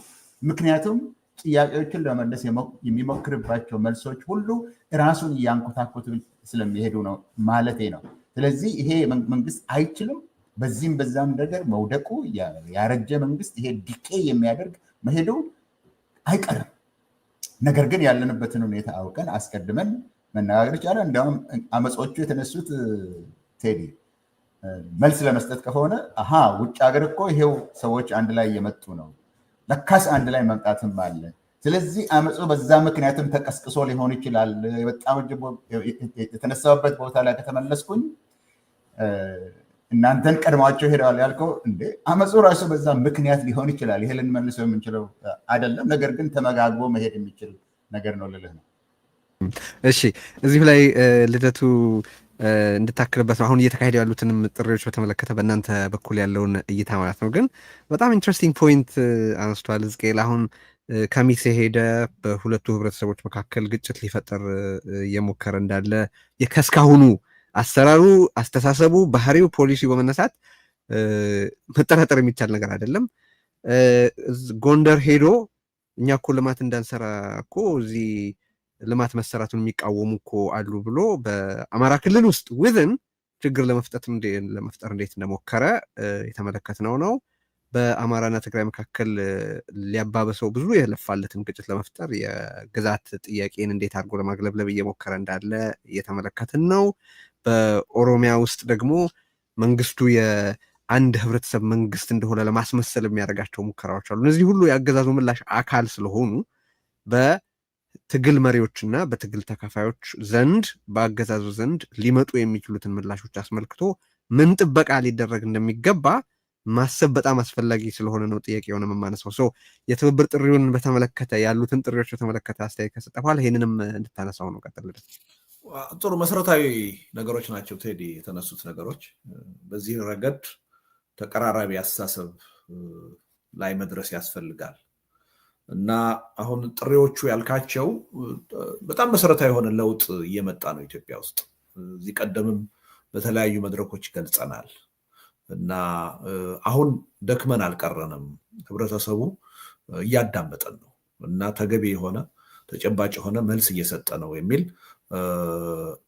በጎ ሁኔታ እየተፈጠረ እንደሆነ ስንገልጽ ነው የቆየ ነው። ታስታውሳለህ ከተወሰነ እኮ ኦልሞስት አመታትም ሳይሆን ወራት በፊት ሰላማዊ ትግል ያስፈልጋል አያስፈልግም፣ ህዝባዊ እምቢተኝነት ያስፈልጋል አያስፈልግም የክርክር አጀንዳ ነበረ። በየሚዲያው ስንቀርብ በዚህ ረገድ ሊሞግቱን የሚሞክሩ አይሰራም ብለው የሚከራከሩን ብዙዎች ናቸው የነበሩት።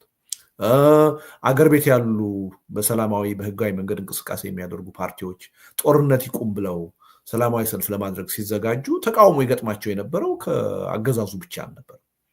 በተለይ የታጠቁት ኃይሎች ይሄ የሰላማዊ ህዝባዊ እምቢተኝነት ጥያቄ የነሱን ትግል አንደርማይን የሚያደርግ እየመሰላቸው፣ የነሱን ትግል እንቅፋት የሚፈጥርበት እየመሰላቸው የሚቃወሙበት ሁኔታ ነው የነበረው። አሁን ይሄ ሁሉ እየጠራ የመጣበት ሁኔታ ነው ያለው። አንደኛ በሚዲያ ደረጃ ያለውን ለውጥ ካየን በጣም የሚገርም ነው። አብዛኛው ሚዲያ ሰላማዊ ህዝባዊ እምቢተኝነት ኢትዮጵያ ውስጥ ያስፈልጋል፣ ለውጥም ሊያመጣ ይችላል ብሎ የማመን ሁኔታ በስፋት እየታየ ነው። ይሄ በጣም ትልቅ ለውጥ ነው የሚል እምነት አለኝ። ሁለተኛ ኢቭን በትጥቅ ትግል የሚያምኑ ድርጅቶች እና እነሱን የሚመሩ ግለሰቦች ሳይቀሩ በአደባባይ ወጥተው አሁን የሰሞኑ የዘመነን ጥሪ የሰማን ይመስለኛል። ሰላማዊ ህዝባዊ እምቢተኝነት ያስፈልጋል የሚል ግንዛቤ እንደፈጠሩ እያየን ነው። ይሄ ሰላማዊ ህዝባዊ እምቢተኝነት የሚያመጣው ውጤት እነሱንም ጭምር የሚጠቅም መሆኑን ተገንዝበዋል እና አጋርነታቸውን እያሳዩ ነው። እና ይሄ እኔ ቀላል ለውጥ አይመስለኝም። ወደፊት ለምናስበው የህዝባዊ እምቢተኝነት ትግል ትልቅ ግብአት ሆኖ የሚያገለግል ነው። ለምንድን ነው ትልቅ ግብአት የሚሆነው? አንድ ሰላማዊ ህዝባዊ እምቢተኝነት ውጤታማ እንዲሆን ከተፈለገ በህብረተሰብ ውስጥ ስልቱን በሚመለከት የተከፋፈለ አመለካከት መኖር የለበትም። ስልቱ ይጠቅማል አይጠቅምም የሚል የተከፋፈለ አመለካከት ህብረተሰቡ ውስጥ ካለ ህብረተሰቡ በሙሉ ልብ ህዝባዊ እምቢተኝነትን አካሂዶ ውጤት ሊያመጣ አይችልም። ስለዚህ በህብረተሰቡ ውስጥ ደግሞ የአስተሳሰብ አንድነት ሊኖር የሚችለው የፖለቲካ ኤሊቱ፣ ሚዲያው ተመሳሳይ ነገር መናገር ሲችል ነው።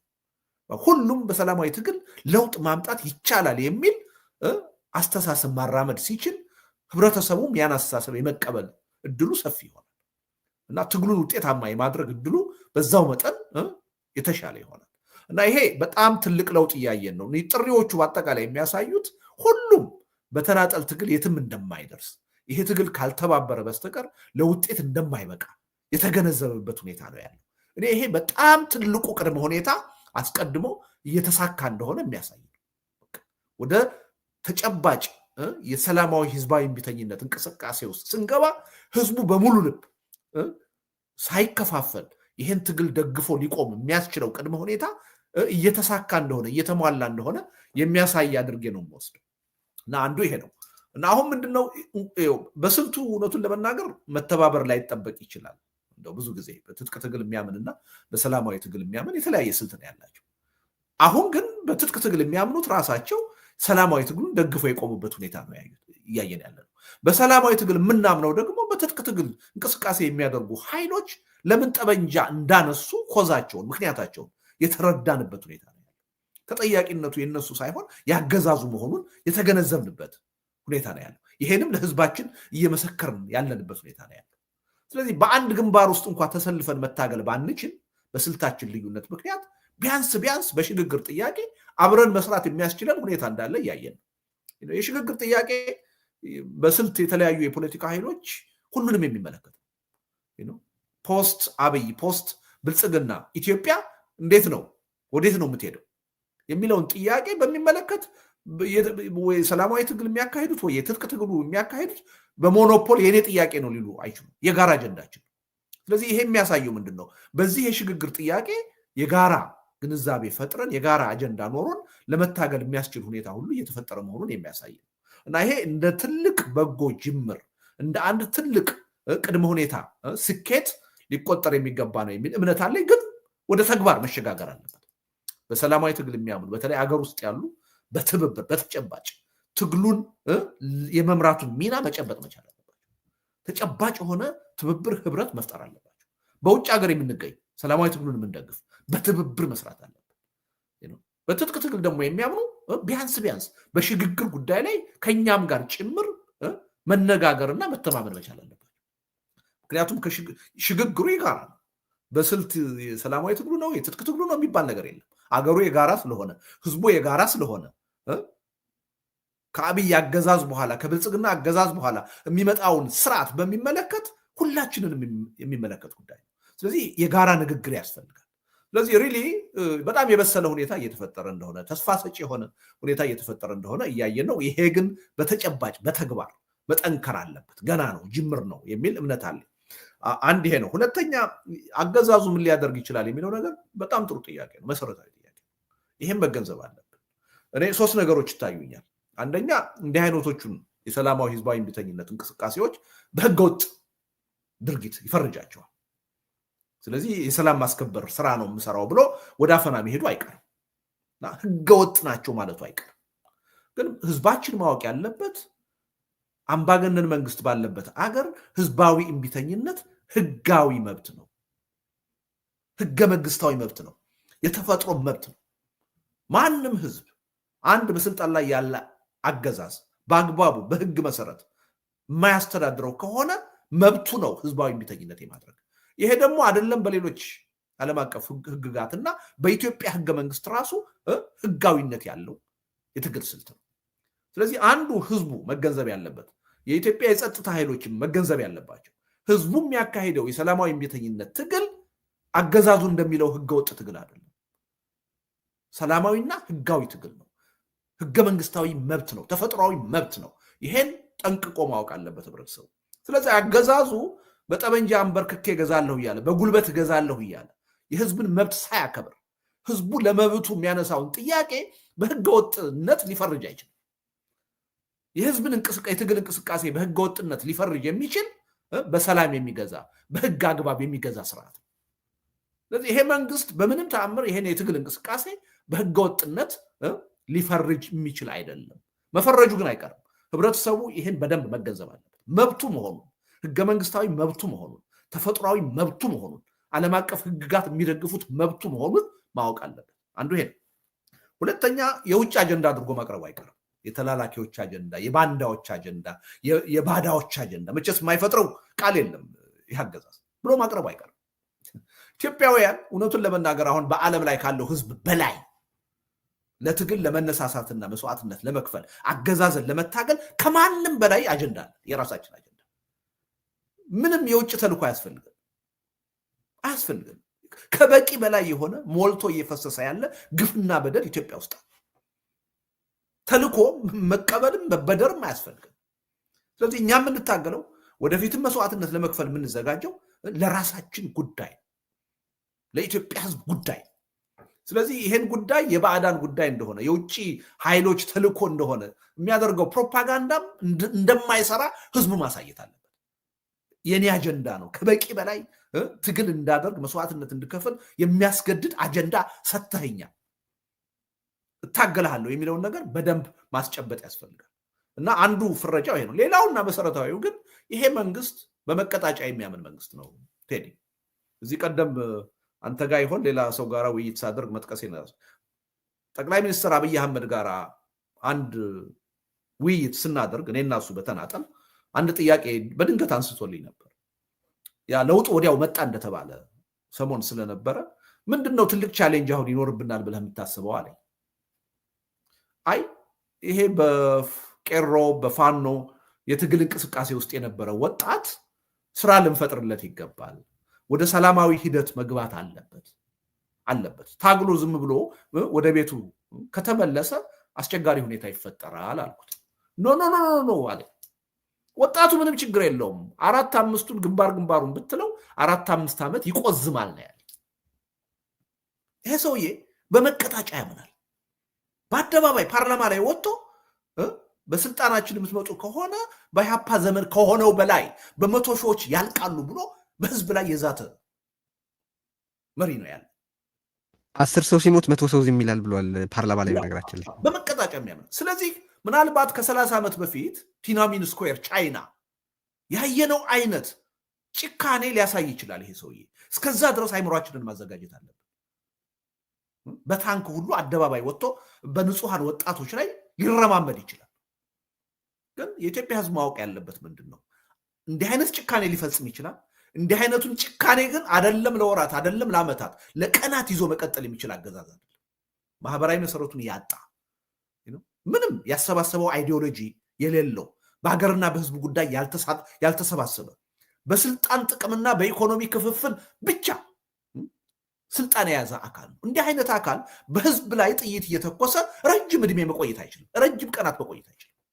ስለዚህ መቀጣጫ የሚባለውን ነገር መንግስት ሊጠቀምበት እንደማይችል ህዝቡ ከወዲሁ ተስፋ ማስቆረጥ አለበት።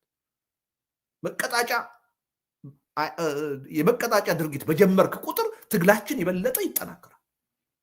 የበለጠ አጸፋዊ እርምጃ እንወስዳለን ማለት ማሳየት አለበት እና መቀጣጫ እንደማይሰራ ህብረተሰቡ በደንብ ግንዛቤ ወስዶ አጸፋዊ ምላሽ መስጠት ይገባዋል። ከወዲሁ አገዛዙን መቀጣጫ እንደማይሰራ ተስፋ ማስቆረጥ ያስፈልጋል እንጂ አገዛዙ እስከ ግድያ ድረስ መሄዱ የሚቀር አይደለም እና እኔ የሰላማዊ ትግል እንቅስቃሴ አሁን በኢትዮጵያ በደንብ ፈርታይል በሆነ ሁኔታ ሊካሄድ የሚችልበት ሁኔታ እየመጣ ነው። አሁን የከተማው ህዝብ እንዲንቀሳቀስ ነው እየፈለግን ያለ ነው። የተማረው ህዝብ እንዲንቀሳቀስ ነው እየፈለግን ያለ ነው። እውነቱን ለመናገር ወደፊት በሚካሄደው ሰላማዊ ትግል የኢትዮጵያ አርሶ አደሮች ጭምር ተሳታፊ ይሆናል። ከኛ እኮ ቀድመው ቴዲ እነሱ እኮ የሰላማዊ እንቅስቃሴ እኮ አሳይተውናል። ይሄ ጎጃም ገበሬዎች ጅራፍ ይዘው ወጥተው እኮ ሰላማዊ ሰልፍ አካሂደው አይደል? የሰላሌ ገበሬዎች እኮ አርሶ አደሮች ጫንቃቸው ላይ ቀንበር እኮ አድርገው የሰላም ጥያቄ እኮ አቅርበዋል። ይሄ የሰላም እንቅስቃሴ ሁሉን አቀፍ የሆነ ህዝብ ሁሉ የሚደግፈው ነው የሚሆነው። አገዛዝ አንቀጥቅጥ ብቻ ሳይሆን አገዛዝ አንበርክክ እንቅስቃሴ ነው የሚሆነው እና ምቹ ሁኔታዎች እየተፈጠሩ እንደሆነ እያየን ነው። ግን ዋናው ነገር ምንድን ነው? ካለፉት ድክመቶች፣ ስህተቶች ተምረን ጥራት ያለው ዝግጅት ማድረግ አለብን። የሀሳብ ዝግጅት ማድረግ አለብን። የድርጅት ህብረት ዝግጅት ማድረግ አለብን። በቁጥጥራችን ስር እያቀድን የምንመራው ትግል መሆን አለበት። በስሜት አይደለም፣ በግርግር አይደለም። ስለዚህ ለዛ ሌት ተቀን መስራት አለብን የሚል እምነት ነው ያለኝ። አመሰግናለሁ። እሺ አቶ ሙልጌታና እዝቅኤል እንደው ብታነሱት የማስበው አንድ ነገር አለ። እዝቅኤል ቅድም ጠቀስ አድርገዋል። ነገሩ ዳይለማ ላይ ነው ስርዓቱ። ገፍቼ ልጨፍልቀው ወይስ ዝም ብዬ ልየው የሚል አይነት በጣም የከፋ ዳይለማ ውስጥ የአምባገነኖች ዳይለማ ነው። እዛ ውስጥ እንዳለ አንስተሃልና አንድ ተከታታያችን የጻፈው ነገር አለ። አሁን የተማሪዎቹን እንቅስቃሴ ለማስቆም ሲል ይሄ ሌላ ቦታ ሄዳችሁ አገልግሎ ያልነውን ትተነዋል ሊል የሚችልበት እድል አለ እና እሱ እንዴት ይታያል ብለዋል። ይህን ጥያቄ ሰፋ ላድርገውና በአገዛዝ በኩል የሚሰጡ ኮንሴሽንስ እንዴት ነው መስተናገድ ያለባቸው? የሆነ ተቃውሞ ሲመጣ ለጊዜው ኦኬ ትችዋለሁ፣ ከዚህ በፊትም እንዳደረገው ደሞዝ ጥያቄ ሲቀርብ እሺ ደሞዝ ጨምራለሁ እንደሚለው አይነት ያለ ኮንሴሽን ሲያደርግ በታጋዮች በኩል በተቃውሞ ጎራ በኩል እንዴት ነው እነዚህ ኮንሴሽኖች መታየት ያለባቸው የሚለውን በተመለከተ አስተያየት እንድትሰጥ ነው። አቶ ሙልጌታ አቅደምና ቅድም ያነሳሃትንም ነጥብ ሳትረሳ መሽኮርመም አለ በሰዎች ዘንድ ለመተባበር ብለሃል እና ምንድን ነው ያንን በሙሉ ኃይልና በሙሉ ጉልበት ላለመተባበር ችግር እየሆነ ያለው የሚለውን አብረህ እንድታነሳው ነው። በአለመተባበሩ ችግር አንሳና ከዛ ወደ አገዛዙ ኮንሴሽን ጉዳይ መሄድ ትችላለህ። መልካም ቴዲ፣ ቅድሙ ጥያቄ ላይ እንደው ያለፍኩት አንድ ነገር አስታውሼ ነበር። በአሩሲ ዞን በኦርቶዶክሶች ላይ በኦርቶዶክስ ሃይማኖት ተከታዮች ላይ የደረሰውን ድርጊት በተመለከተ ከፍተኛ ግድያ ተካሄደ። ግን ግድያዎች በጣም በየቀኑ የሚደርሱ ጉዳዮች ስለሆኑ እንዲህ አይነት ሁኔታ ሲፈጠር ሁላችንም ቆም ብለን ሀዘናችንን ገልጸን በህይወት ህይወታቸው ያለፈውን እግዚአብሔር በገነት ያኑር፣ በህይወት ያሉትን የሚያጽናንል ነበር። እሱንም እንኳ ተውን ከመለመዳችን የተነሳ ብዙ ቁጥር በሚሊዮን ህዝብ ያለቀበት ሀገር ውስጥ 4-5 ሰው ሞተ። በቃ እንትን ሆኗል አሁን ለኛ እና አዝናለሁ እዛ ደረጃ ላይ በመድረሳችን። ግን በዚህ ሰዓት እንደው በዚህ አጋጣሚ እነዛ ህይወታቸው ያለፈውን ሰዎች ሳናስብና ስለነሱ ሳንቆረቆር ቀርተን አለመሆኑን የኦርቶዶክስ ተከታዮችም ሆነ የኢትዮጵያ ህዝብ እንዲገነዘበው ፈልጋለሁ። ቅድም ወንድሜ አንተ በጠየቀው በተለይ ትብብርን በተመለከተ ከመቼውም በበለጠ የታጋዮች ወይም ትግል ውስጥ ያሉ ፖለቲሻኖች የቅራኔዎች ደረጃንና የሚፈቱበትን ቅደም ተከተል ከመቼውም በበለጠ እየተገነዘብን ይመጣን ይመስለኛል።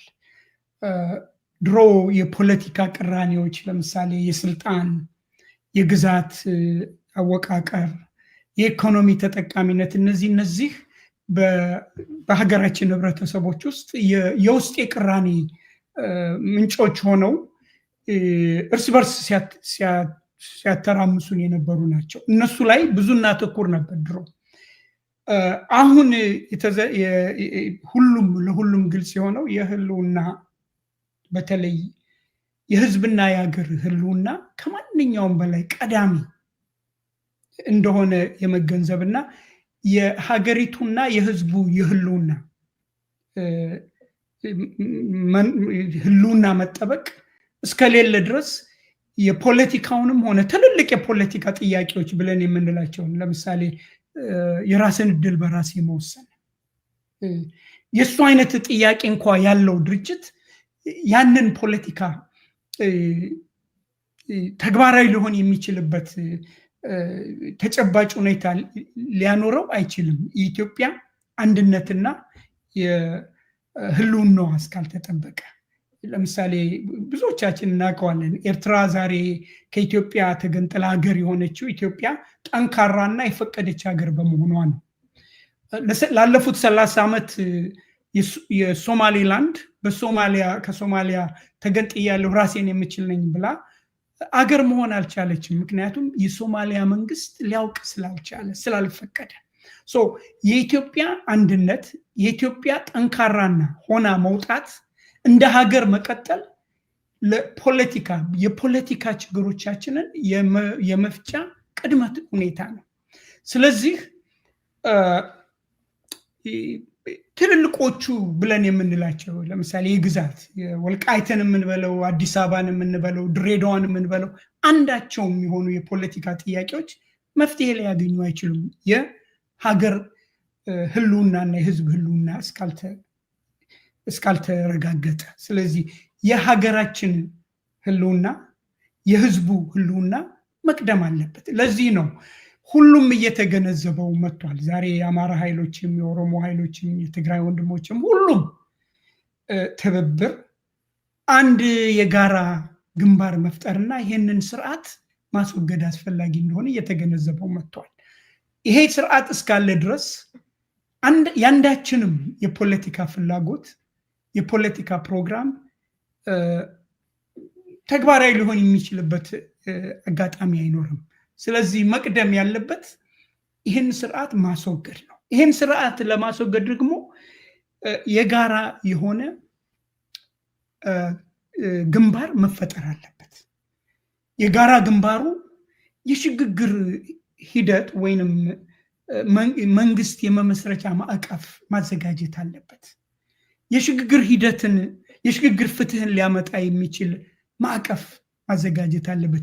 እነዚህን ሁኔታዎች ማሟላት ካልቻለ ግን እንደ 1966ቱ እንደ 2010ሩ ተጠላፊ ትግል ነው የሚሆነው ወይንም ዘላቂ ለችግራችን ዘላቂ መፍትሄ የማያመጣ የከሸፈ ትግል ነው የሚሆነው። ስለዚህ ነው ሁሉም ይሄንን ተገንዝበዋል። አሁን ግን ያው ቅድም እንዳልኩት ሁሉም ይሽከረመማል። ቅድም እንዳልነው የኦጋዴ ግንባርን ትብብርን እንደሚፈልግ ገልጿል። ሌሎቹም የታጠቁ ኃይሎች በተለይ እንደ ፋኖ በዘመነ ካሴ በኩል ትብብር እንደሚፈልጉ ጠይቋል። ኦላም እንደዚሁ ጠይቋል። ግን አሁንም እየተሽከረመሙ ናቸው። ፍለፊት አልመጡም። ፍለፊት እኛ ያንን ክፍተት ለመሙላት ነው እንደዚህ ፍለፊት የመጣ ነው።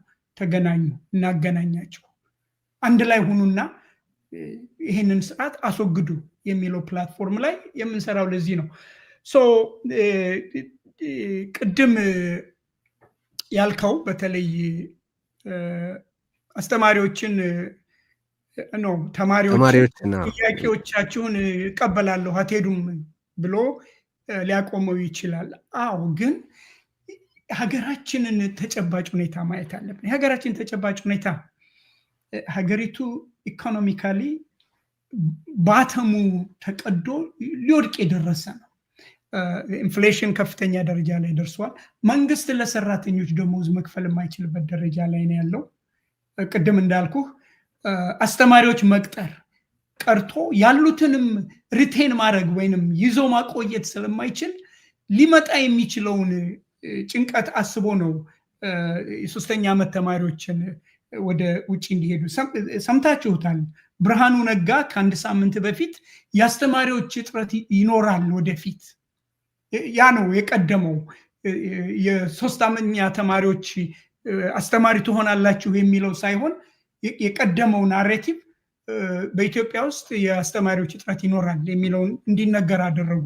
ከዛ ቀጥሎ ነው የሶስተኛ ዓመት ተማሪዎች መዝመት ያለባቸው የሚለው። ግን እጥረት ይኖራልም ደግሞ ለሚለው ኮዝ አለው። ምክንያቱም ደሞዝ መክፈልና አስተማሪዎችን ይዞ መቀጠልም አይችሉም፣ አዲስም መቅጠር አይችሉም። ይሄ የኢኮኖሚ ክራይሲስ የሚፈጥረው ስፓርክ እነዚህን ልጆች ወደ ቤታችሁ ግቡ አትሄዱም ብሎ ቢያስገባቸውና ወይም በየትምህርት ቤቱ አፍነው ቢይዘው ሌላ ስፓርክ ሌላ ቦታ መነሳቱ አይቀርም። የሚጭረው ነው። ህብረተሰቡ በቋፍ ያለ ሁኔታው ከሚገባው በላይ አብጦ የሚተነፍስበት ቦታ የሚፈልግበት ደረጃ የደረሰ ነው። ይሄ የኢትዮጵያ ተጨባጭ ሁኔታ ነው። ኢኮኖሚካሊም ፖለቲካሊም ይሄ ነው ያለው ሁኔታ። ሳም ስፓርክ ሳምዌር ይቀጥላል። ከዛም ሌላ ደግሞ ተማሪዎቹ የሌላው ህብረተሰብ አባል ናቸው። አባቶቻቸው አስተማሪዎች ናቸው። አባቶቻቸው ገበሬዎች ናቸው። አባቶቻቸው እናቶቻቸው ሴም ሳይክል ውስጥ ያሉ ችግር ውስጥ ያሉ የህብረተሰብ አካሎች ናቸው። በአጋጣሚ እነዚህ ተደራጅተው በአንድ ቦታ ያሉ ስለሆኑ ነው እንጂ ችግሩ እንደ ምክንያት ሆኖ አስወጣቸው እንጂ እየተብሰለሰለ እየተብላላ ያለ ችግር ነው። አያቆምም። ከዚህ በኋላ የሚመለስ ነገር የለም። አሁን እኛ ማተኮር አለብን ብዬ የማምነው እነዚህ የተቃዋሚ ኃይሎች ጠንካራ ግንባር ፈጥረው ይሄንን ስርዓት ሊጥል የሚችል ሙቭመንት ማካሄድ አለባቸው። ግን መጣል ብቻ ሳይሆን ሊተካው የሚችል በዘላቂነት ኢትዮጵያን ወደ ሰላም፣ ደህንነት እና የኢኮኖሚ እድገት ሊያበቃ የሚችል ስርዓት ሊፈጠር የሚችል የሽግግር ሂደት ውስጥ ሊያስገባ የሚችል አደረጃጀት የግድ ያስፈልጋል። እቅድ ፕላኑ ተነድፎ ተዘጋጅቶ ፍሬምወርኩ ማምን እንደሚሆን መገለጽ ላይኖርበት ይችላል። ግን ፍሬምወርኩ ተዘጋጅቶ መቅረብ አለበት። ይሄን ነገር ለማድረግ ደግሞ የሚችሉት ሁሉም የሚገኙበት ሁሉም ብሔር ብሔረሰቦች፣ ታጋዮች፣ ድርጅቶች፣ በሰላማዊ ትግል ያሉ የፖለቲካ ፓርቲዎች ሁሉም የተባበሩበት ሀገራዊ ኮንቬንሽን የሽግግር ኮንቬንሽን መፈጠር አለበት። ያን ለመፍጠር ግን ይህን ስርዓት ማስወገድ አለ። አስወግደን ቫኪዩም ውስጥ እንዳንገባ መገንዘብ ያለብን አለ። ለምሳሌ የታጠቁ ኃይሎች ትልቅ ሮል አላቸው። ኢንክሉዲንግ በስልጣን ላይ ያለው ወታደርም ሮል አለው። የሀገሪቱን ጸጥታ የማስከበር ሮል ኃላፊነት አለባቸው። ሊሞሉት የሚችሉት አስተዋጽኦ ይኖራል። ያን እንዳለ በታዋቂነት ይዘን ግን የፖለቲካ ቫኪዩም እንዳይኖር መዘጋጀት እና የአብሮነት ይህንን ክፍተት ለመሙላት ነው እየሞከረ ያለው። እሺ ቅድም ያነሳኋት ጥያቄ ያለች ሕዝቅኤል የዚህ እንግዲህ ሁለት ትልልቅ ጥያቄዎች ላይ ያነሳቸዋሉ። የኢኮኖሚ ጥያቄ አለ፣ የሰላም ጥያቄ አለ። የኢኮኖሚውን ጥያቄ አቅም ስለሌለው የሰላሙን ጥያቄ ባህሪው ስላልሆነ ሊመልሳቸው አይችልም ብለናል እና በመካከል ግን ያለ አለ አይደል ማታለል፣ ማጭበርበር እና ህብረተሰቡን በዛ መልኩ ለማቆየት መሞከር። በተማሪዎች ጉዳይ በአጋጣሚ ተነሳ እንጂ ለየነገሮቹ አገዛዙ የሚሰጣቸውን ኮንሴሽንስ እንዴት ነው ትሪት ማድረግ ያለብን የሚለውን በተመለከተ አስተያየትህን አቅርብና ከዛ የመጨረሻውን ራውንድ የምናደርገው ከዚህ በኋላ አብሮነት በሚያደርገው እንቅስቃሴ ያሏችሁን እቅዶች ልደቱ በተወሰነ ደረጃ ጠቅሶታል። ግን ከህብረተሰቡ ምንድነው የምትፈልጉት? ምን አይነት ዝግጅት ከወዲሁ ይደረግና የመሳሰሉ በአብሮነት በኩል እንዲተላለፉ የምትፈልጓቸውን መልእክቶች ልታነሱ ትችላላችሁ። ቀጥል እስኪ። መልካም። ይሄ ዋናው የአንተ ጥያቄ የተንጠለጠለው የሚመስለኝ አሁን መንግስት መልስ መልሻለሁ ማለት ይጀምራል። እሱ እንዴት ነው የሚታየው አይነት ነገር ነው ይመስለኝ። ይህም ትንሽ እኮ ሰንበት ያለ ነው። ሐኪሞች ይጨመርልን ደሞዝ ብለው የሚጠየቁበት ጊዜ ጨምራለሁ ነው ያለ አይደለም። ጨምራለሁ ማለት መንግስት በዛ በኩል ከሐኪሞቹ ጋራ ኮንፍሮንቴሽኑን አልፈለገም ነው። ለመመለስ እንደማይችል ያው አሁን አይተነዋል። በዛን ጊዜ በነሐሴ ወር ውስጥ በኦገስት ውስጥ ገና በጥቅምት እንሞላላችኋለን ደሞዝ 300 እጥፍ ጨምረናል ነው ያለው የኢትዮጵያ ጠቅላይ ሚኒስትር።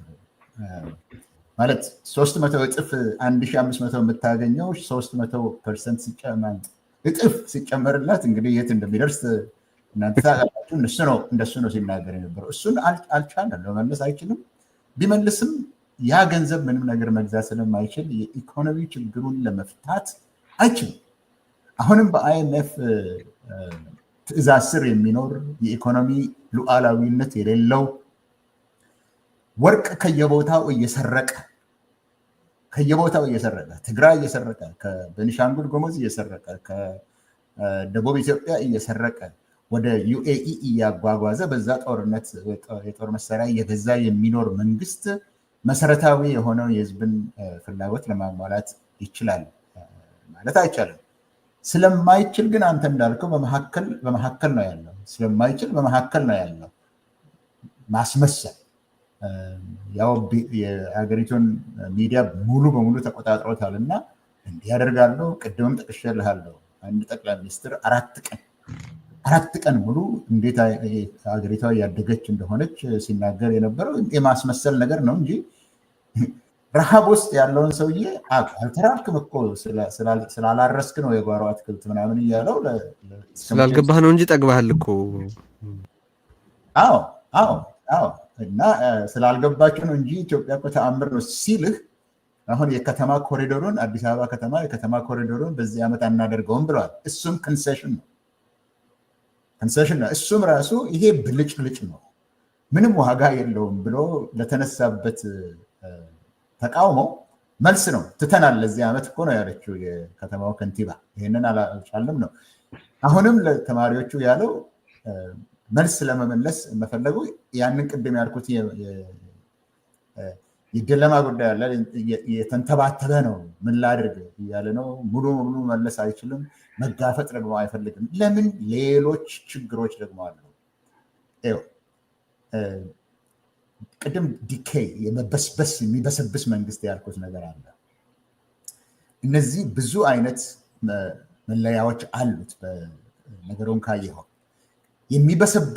የበሰበሰ ያለ ዲኬይ ያደረገ ያለ አገዛዝ ይሄ ያልተገደበ ሙስና፣ የህግ የበላይነት መጥፋት፣ የኢኮኖሚ መቀዝቀዝና የገቢ አለመመጣጠን አብዛኛው ምንም የለውም። ጥቂቱ ደግሞ አሁን አዲስ አበባ ከተማ ለቡ የሚባል ቦታ ከሄድክ እንደዚህ ገንዘብ ብር እንደዚህ የሚረጩ ናቸው ያሉበት። ወይም በመኪና ላይ ከኮፈኑ አይደለም ከውስጥ ዳሽቦርዱ ላይ ገንዘብ ይረጩና በዶላር ያሳዩና የሚገቡ ወይዛዝርት እሱን አይተው እንዲከተሏቸው እያደረጉ አሉ። ሌላው መኖር አይችልም። ሌላው ደግሞ እንደዚህ የሚያደርግበት ነው።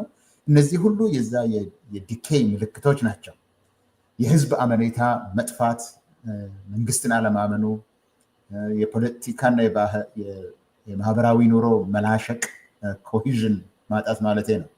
ከነዚህ ሁሉ ግን መጨረሻውን የሚያሳይህ የኤሊት ዲፌክሽን ወይም መከፋፈል ነው። የመጨረሻ ላይ ያለ መሆኑን የሚያሳይ ያ ነው አንደኛው። ይህንን የማነሳው ምክንያቱ የህዝብ አመፁ ይሁን ሌላ የተጠቀሱት የትግል ስልቶች እንዴት አድርገው ከግብ መድረስ ይችላሉ የሚል ጥያቄ ስላለ ለዛ መልስ ለመስጠት ነው ይህንን ያነሳሁት። የኤሊት መከፋፈል አለ። አሁን የኢትዮጵያ መንግስት ወታደሮች በምሳሌ ልግለጽ። ወታደሮች ጀነራሎች አውሮፕላን እንግዛ ብለው እስከ ቤላሩስ ይሄዳሉ። አንዱ ሄድና ቤላሩስ የራሻ ታድሶ የሚሸጥ አውሮፕላን አለ። ታድሶ ነው የሚሸጥ፣ አዲሱን አይደለም የሚገዙት። የወደቀውን ተሰባስበው በቤላሩስ ላይ ቀለም ተቀብተው ነው ለኤስዩ 35 ኤስዩ 27 ገዛ ነው የሚሉት። ያው ቀለም የተቀባ ነው። በዛ በሙሉ ዋጋ መግዛት ስለማይችሉ ከቤላሩስ ተነጋግሮ ይመጣል። ተነጋግሮ ሲመጣ ሁለት ሌሎች ጀነራሎች ደግሞ የሚመጡትን የቤላሩስ የአውሮፕላን አዳሽ እና ሻጮችን ከዛ አብራችሁ ከተነጋገራችሁ የእናንተን ቋንቋ ከሚያውቀው ሰውዬ ጋር እንዳትነጋገሩ ብሎ ይከለክላሉ። በዚህ ለምንድን ነው ይህንን የሚያደርጉት? ከዛ ከግዢው የሚተርፍ ገንዘብ አለ እነሱ የሚበሉት። ስለዚህ ጀነራሎቹ በግል ጉዳይ ላይ አሁን አንድ ምሳሌ የተሰጠው 100 ምሳሌ ልሰጥ እችላለሁ። በዚህ ጉዳይ ላይ ጀነራሎቹ ራሳቸው በዛ ሀብት መከፋፈል ላይ በጣም እየተጣሉ ነው ያሉት። በጣም እየተጣሉ ነው በውስጥ ያሉት። ይህንን ወደ ታች ልታወርደው ትችላለህ፣ ወደ ፖለቲካ ክፍሉ ልትወስደው ትችላለህ። ኤሊቱ አለመከፋፈል። የትጥቅ ትግል ማንም መርጦ አይሄድበትም፣ ተገፍቶ ነው የሚሄድበት። ማንም አይመርጠውም። ለምን? ይሄ ካርል ቨን ክሎትሰቪትስ የተባለ ያለው እንደተናገረው ጦርነት እኮ የፖለቲካ ሌላኛው መንገድ ነው እንዳለው፣ ሌላኛው መንገድ ነው ፖለቲካ ነው እሱም ለማለት ነው። ሰላማዊ የፖለቲካ ትግል የሚያካሄዱትም በሰላማዊ መንገድ በከተማ ውስጥ ሆነው ህጋዊ መንገድ የሚያደርጉ አሉ። በዚህ መካከል ደግሞ ይሄ የህዝባዊ እምቢተኝነት ወይም አመፅ የተባለው በሁለቱ መካከል ነው ያለው። ኮኤርሲቭ ናን ቫዮለንስ ነው። ጥይት አይተኩስም እንጂ ጭነትን ያመጣል። ኮኤርሲቭ ናን ቫዮለንስ ነው፣ በመካከል ላይ ነው ያለው። እነዚህ ሁሉ ለአንድ ዓላማ ነው የሚዋጉት በተለያየ መስክ። አሁን እዚህ እያየን ያለነው ሶስቱም አንድ ጊዜ እየመጡ ነው። ይሄ ኮንቨርጀንስ እየመጣ ነው፣ አንድ ላይ እየመጡ ነው። ለአንድ ዓላማ እየተጠራሩ ነው። ይሄ መንግስት ማለቅ አለበት፣ አገዛዝ ማብቃት አለበት፣ ጦርነት ማብቃት አለበት፣ ሰላም መውረድ አለበት፣ ሽግግር መምጣት አለበት። የአብሮነትም ዓላማ ይሄ ስለሆነ ይሄንን እያሉ ነው። ሁሉም ይሄንን እያሉ ነው። ኤሊት ዲፌክሽን ባለበት ጊዜ፣ ህዝባዊ እምቢተኝነት ባለበት ጊዜ ከውጭ ያሉት የትጥቅ ታጋዮች ኃይላቸው በጨመረበት ጊዜ ወደዛ አልሄድም፣ ምክንያት አለኝ ይሄንን የምልበት በበዛበት ጊዜ ሁሉም አንድ ላይ እየመጣ ነው ያለው። እነዚህ ሶስቱ ክፍሎች የተከፋፈሉ ሳይሆን ህዝባዊ አመፀኝነት ይሰራል ወይስ አይሰራም የሚል ክርክር ሳይሆን አሁን ያለው ሁሉም አንድ ላይ መጥተው ሀሳቡን በአንድ አገዛዝ ላይ ያሳረፈበት ጊዜ ነው ያለው። እዚህ ላይ ምንድን ነው ህዝባዊ እምቢተኝነት ማየት ያለበት፣ ያንን የሚያራምድ ማየት ያለበት፣ አንደኛ ኤሊት ዲፌክሽኑን ማየት ምን ያህል እየበዛ ነው። ሁለተኛ ወታደሩ ለመተኮስ ፈቃደኝነቱ ምን ያህል ዝግጁ ነው የሚለውን ነገር ማየት። እነዚህን ካቀናጀ በኋላ የራስን ታክቲክ ታመጣል። እነዚህ ግን በጣም አስፈላጊ ነገሮች ናቸው። ስለዚህ ታክቲኩ ወይም ስትራቴጂው ሀገሩ ውስጥ ያለው የዘመኑ ሁኔታ እንዴት እንደነበረ ቅድም የተናገርኩት አለ ስለ 68 2010 ሌሎችም የቀለም አብዮቶች አሁን ደግሞ ያለው የጀንዚ በተለያየ ቦታ የተካሄደው አለ። እነዚህ ሁሉም ማገናዘብ ያገዛዙ ሁኔታ እንዴት እንደሆነ አይቶ መዘጋጀት እንጂ ተነሱ ማለቱ ብቻ አይሆንም። እነዚህን ሁለቱም ካገናዘብክና ካየ ኮንቨርጀንስ እንግዲህ ኮንቨርጀንስ ሁሉ ነገር አንድ ላይ እየመጣ ነው ያለው። ስለዚህ ምናልባት የአገዛዙ መላሸቅ እንዳይበዛ ካልሆነ በስተቀር አሁን ያለው እንቅስቃሴ በትጥቅ ትግሉም በኩል ያሉት የሚናገሩት ፖለቲካ በአገር ውስጥም ያሉት የፖለቲከኞች የሚናገሩት ነገር በሙሉ ወደ አንድ መጥቷል። ጊዜው እየቀረበ ነው። ይህንን አይቶ ነው ታክቲኩ መዘጋጀት ያለበት። እሱን ግን እዚህ ሚዲያ ላይ የወጣ እንዲናርግ አትልም ለማለት ነው። እሺ ልደቱ በዚህ እያጠቃለልን ስላለ ቅድም የአገዛዝን ምላሽ በተመለከተ የውይይቱ በጣም ጠቃሚና አስፈላጊ ነጥብ ስለሆነ ማለት ታሳቢ መደረግ ስላለበት ብዙ ተቃውሞ ላይ የተነሳው ነገር ላይ እንዲህ ላይ ነው ሲተኮር የምመለከተው በአገዛዙ በኩል የሚሰጡትን ምላሾች ጠብቆ አስቦ ምላሽ አዘጋጅቶ መጠበቅ በጣም አስፈላጊ ስለሆነ አንስተነዋል በደንብ በስፋት እና እቺ የኮንሴሽኗን ፓርት እንደዚሁ የዛው አካል ስለሆነች እሷን በተመለከተ ያለህን አስተያየት አገዛዙ የሆነን ተቃውሞ ለማቆም የሆነ ችግር ፈትቻለሁ እንዲህ አድርጌያለሁ ሲል እንዴት ነው ምላሽ ሊሰጠው የሚገባው የሚለውን አንስተህ ከዛ የአብሮነት ቀጥሎ ሊሰራቸው ያሰባቸውን ነገሮች በተመለከተ ቅድምም በተወሰነ ደረጃ ጠቅሰዋል። ግን ከሰው ምን እንደምትፈልጉ እንዴት እየተዘጋጀ እንዲጠብቅ እንዳሰባችሁ ከዛ ጋር የሚተሳሰሩ ሌሎች ነጥቦች ማንሳት ትችላል። ጥሩ እንግዲህ ቅድም አቶ ሙልጌታ ሄዶበታል። አንዱ ሰላማዊ ህዝባዊ ቢተኝነት ውስጥ ስንገባ ሊታለፍ የማይገባው አንዱና መሰረታዊው ቅድመ ሁኔታ ያለው ችግር የጋራ መሆኑን ግንዛቤ መፍጠር ነው። ምንም ኢትዮጵያ ውስጥ አሁን በቀጥታም ይሁን በተዘዋዋሪ እየተፈጠሩ ያሉት ችግሮች የማይመለከተው የህብረተሰብ ክፍል የለም። ምናልባት ስልጣን ላይ ያሉት ጥቂት ባለስልጣናት ከነዛ ባለስልጣናት ጋር ተመሳጥረው የተለየ ኢኮኖሚ ጥቅም እያገኙ ያሉ ኮራፕትድ ኃይሎች ተጠቃሚ ሊሆኑ ይችላሉ። ምናልባት በቁጥር እናስቀምጣቸው ብንል 1% የሚሆኑ አይመስለኝም። ከ99% በላይ የሆነ የኢትዮጵያ ህዝብ ችግር ውስጥ ነው ያለው። የኑሮ ውድነት የማይመለከተው ህዝብ የለም። የመልካም አስተዳደር እጦት የማይመለከተው ህዝብ የለም።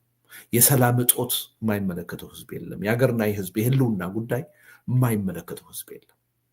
እና አገሩ ኢትዮጵያ ሆኖ ነው እንጂ እኮ 6-7 ሚሊዮን እኮ ህፃናት ከትምህርት ገበታ እኮ የተወገዱበት ሁኔታ ውስጥ እኮ ነው ያለው።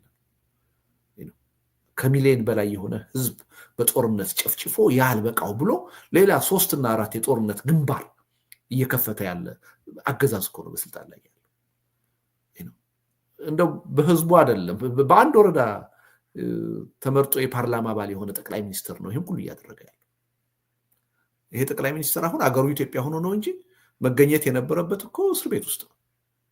በፍትህ አደባባይ መዳኘት ነው የነበረበት በሰራቸው ወንጀሎች።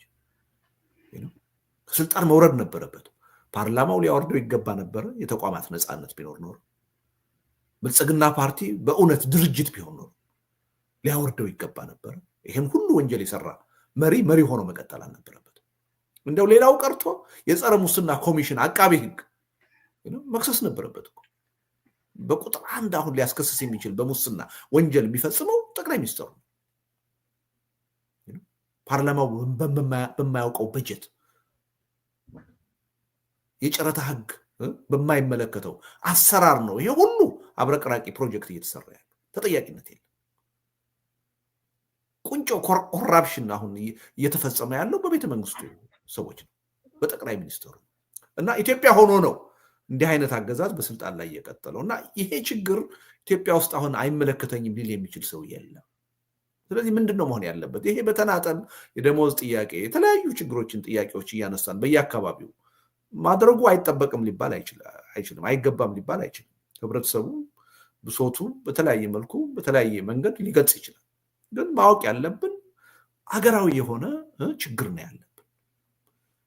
ኢትዮጵያ ውስጥ ጦርነት ካልቆመ ጦርነት እንዲቆም ደግሞ የአገዛዝ ከስልጣን ካልተወገደ ከስልጣን ተወግዶ ዘላቂ የሆነ ሽግግር ካልመጣ ዘላቂ የሆነ ሰላም ካልመጣ የማናችንም ችግር ቅድም አቶ ሙሉጌታ ብሎታል ከመልካም አስተዳደር ጥያቄ እስከ የራስን ዕድል በራስ የመወሰን ጥያቄ ድረስ አንዳቸውም መልስ ሊያገኙ አይችሉም የአገዛዝ ባለበት ሁኔታ የአገዛዝ አንድ ቀን በስልጣን ላይ ባደረ ቁጥር የኢትዮጵያ ህዝብና ኢትዮጵያ መፍረሳቸው አይቀሬ የሆነ ነው የሚመጣው እየፈጠነ ነው የሚመጣው እና ይሄን ተገንዝበን በየአካባቢው አሁን ለደሞዝ ለተለያየ ጉዳይ የምናገርበው ጥያቄ እኔ ብዙ ትርጉም ያለው አይመስለኝም መልሽ ያለው ቢልም ትርጉም የለውም ነገ ከነገ ወዲያ ችግሩ መቀጠሉ አይቀርም አሁን ቅድም ሕዝቅኤል እንዳለው 300%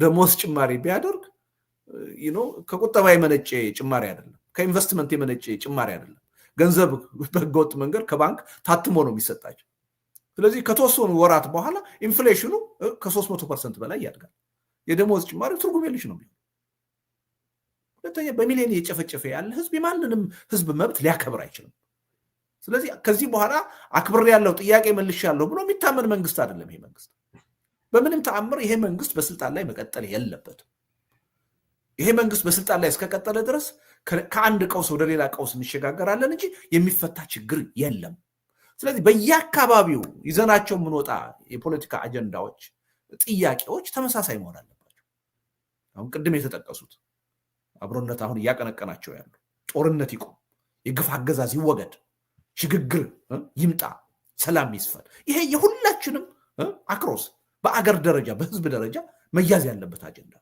ሌሎቹ ጥያቄዎቻችን ሁሉ በእነዚህ ጥያቄዎች መመለስ ነው ሊመለሱ የሚችሉት እነዚህን አችም ካደረግነ በኋላ ነው ሊመለሱ የሚገባ ስለዚህ እዚህ ላይ በደንብ የወቅቱ የኢትዮጵያ ተማሪዎች የዩኒቨርሲቲ ተማሪዎች የወቅቱ የኢትዮጵያ ወጣቶች በ21ኛው ክፍለ ዘመን ያሉት ከ1960ዎቹ ወጣቶች መሻል ነው ያለባቸው እንጂ ማነስ አይደለም ያለባቸው በ1960ዎቹ የነበሩ ተማሪዎች እኮ ምንድነው ጥያቄያቸው የነበረው ጥያቄያቸው እኮ ህዝባዊ መንግስት ይቋቋም እኮ ነው መሬት ላራሹ ይሁን እኮ ነው አይደል የህዝብ ጥያቄ ነው ይዘው የተነሱት የሀገር ጥያቄ ነው ይዘው የተነሱት የዛሬዎቹ ወጣቶች ከዛ በላይ ማሰብ አለብን ከዛ በላይ መላቅ አለብን የሞራል የበላይነት ማሳየት አለብን በጥጣሽ ለሆነ እዚህም እዛም ላለ የግል የቡድን ችግራችን አይደለም መጨነቅ ያለብን ያ ሁሉ ነገር ተፈቶ በዘላቂነት ሊቀጥል የሚችለው አገርና ህዝብ ሲኖር ነው ህልውናችን ሲቀጥል ህልውና በሌለበት ሁኔታ የትኛውንም አይነት ጥያቄ ብናነሳና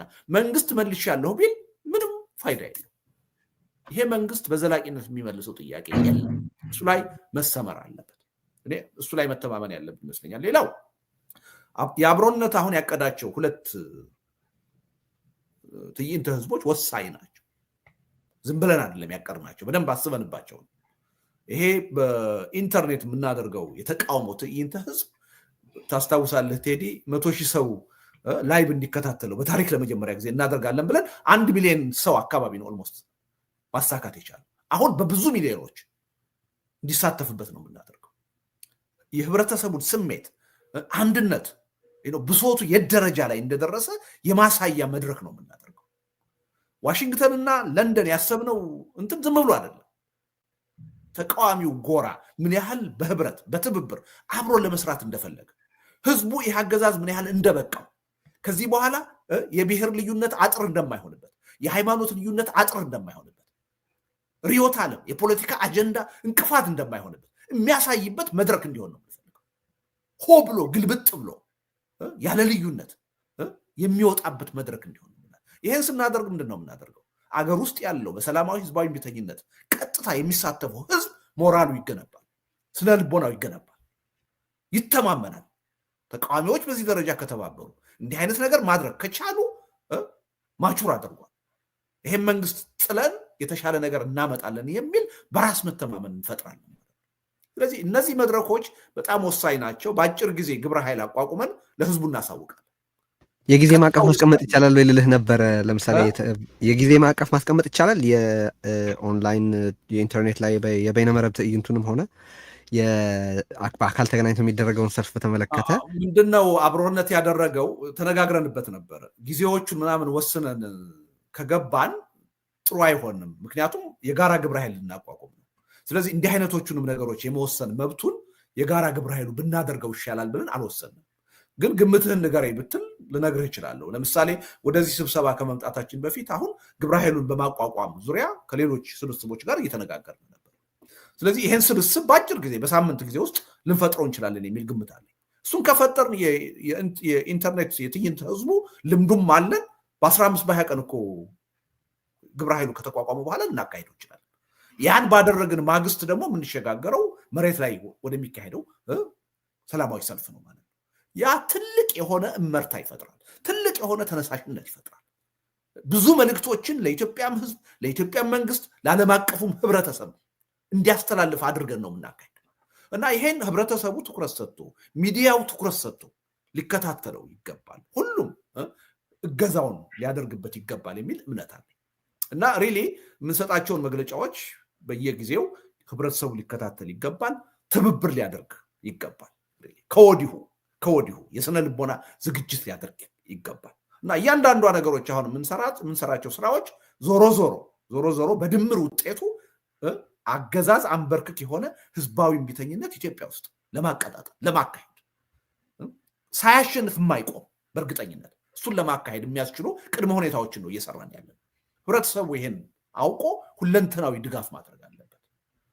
በትኩረት በንቃት መከታተል አለበት። የፖለቲካ ኃይሎች ደግሞ ምንም ማቄን ጨርቄን የለም። ለሁሉም ነገር መፍትሄ ያስቀምጣል። የወንጀል ተጠያቂነት የሚኖርባቸው ኃይሎች ዛሬ አይደለም ሂሳብ ማወራረድ የሚችለው፣ ነገ የሽግግር ጊዜ ፍትህ ይመጣል። ማናችንም በወንጀል የተሳተፍን ኃይሎች ተጠያቂ እንሆናለን። ተጠያቂነትን ምንም የሚተካ ነገር የለም። ያሉብንን የፖለቲካ አጀንዳ ቅራኔ እንዴት መፍታት እንደምንችል እያስቀመጥን ነው። መፍትሄ የምንችለውን በድርድር በውይይት እንፈታለን። እኛ ካልቻል አገሩ ባለቤት አለው። የኢትዮጵያ ህዝብ የሚባል ባለቤት አለው። ስለዚህ በምርጫ ሂደት የሚፈቱ የፖለቲካ ልዩነቶች ይኖራሉ። በህዝበ ውሳኔ የሚፈቱ ልዩነቶች ሊኖሩ ይችላሉ። እንዲቋቋም የምንፈልገው የሽግግር ሂደት ይህን ሁሉ ነገር ለማስተናገድ የሚያስችል ነው። ስለዚህ አሁን የሚያጣላን ነገር የለም። አንድ ሀገር፣ አንድ ህዝብ አለን። ያ አገርና ህዝብ ተርፎ እነዚህን የፖለቲካ ጥያቄዎቻችንን ልዩነቶቻችንን በሰለጠነ መንገድ ዴሞክራቲክ በሆነ አግባብ በህዝብ ውሳኔ የምንፈታበት ሁኔታ መፈጠር አለበት እና ሪሊ አሁን በፍጥነት የህዝቡ ትልቅ የሆነ ማዕበል ነው እየመጣ ያለው። ይሄ ማዕበል ከኛ ፍጥነት አልፎ መሄድ የለበት። እኛ የበለጠ ፈጥነን የምንቆጣጠረው ማለት አለበት። አቅጣጫ ሲዘን የምንመራው መሆን አለበት።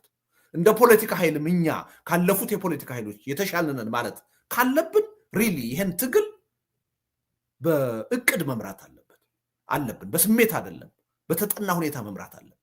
ስለዚህ ህዝቡ በትግሉ ውስጥ ሊከፍለው የሚገባው መስዋዕትነት ባነሰ ሁኔታ እንዴት ነው ይሄን የምንፈጽመው? ባነሰ ጊዜ እንዴት ነው የምንፈጽመው? ለዘላቂ ውጤት በሚያበቃ መልኩ እንዴት ነው የምንፈጽመው በሚለው ጉዳይ ላይ በደንብ ነው እየተዘጋጀን ያለ በኃላፊነት ስሜት እና ህዝቡ ይህን ማወቅ አለበት። ከዛ በኋላ ደግሞ ሪሊ አገዛዙ ከተፈረካከሰ በኋላ ቅድም እንደተባለ የፖለቲካ ቫኪዩም ከተፈጠረ በኋላ ከአሁኑ ምን አይነት የሽግግር መንግስት ነው የምናቋቁመው? ምን አይነት ቅርጽና ይዘት ይኖረዋል? ህዝቡ በዛ እምነት እንዲኖር እኛ የምንታገለው ስልጣን ላይ ያለውን አካል ለማውረድ ያን ግብ አድርገን ሳይሆን የተሻለ ነገር ለማምጣት እንደሆነ ህዝቡ እንዲያምንብን። ይሄ እምነት ምን ይፈጥራል? ይሄ ጥርጣሬ በፖለቲካችን ውስጥ ስር የሰደደውን ጥርጣሬ፣ አለመተማመን ሁሉ በማለዘብ ረገድ ትልቅ ሚና ይጫወታል እና በዛ ሁኔታ ላይ ነው ያለነው። ይከታተሉን። ሚዲያዎች ሪሊ የምታደርጉትን እገዛ የበለጠ አጠናክራችሁ ቀጥሉ እና በአጭር ጊዜ ይሄ የትግል እንቅስቃሴ ሁላችንም ከምንገምተው በላይ መርታ ያሳያል የሚል ተስፋ ነው ያለኝ።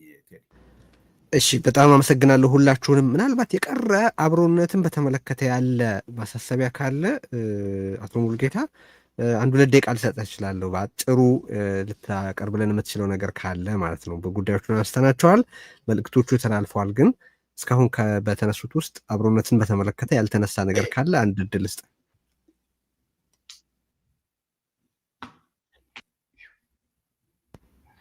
አቶ ሙሉጌታ አይ ቲንክ ሚውት ነው መሰለኝ። አቶ ሙሉጌታ እሺ፣ እየሰማንህ አይደለም? እኔ ሚውት አይደለም። እሺ አሁን ይሰማል። እሺ በዝቅል ቀጥል አቶ ሙልጌ።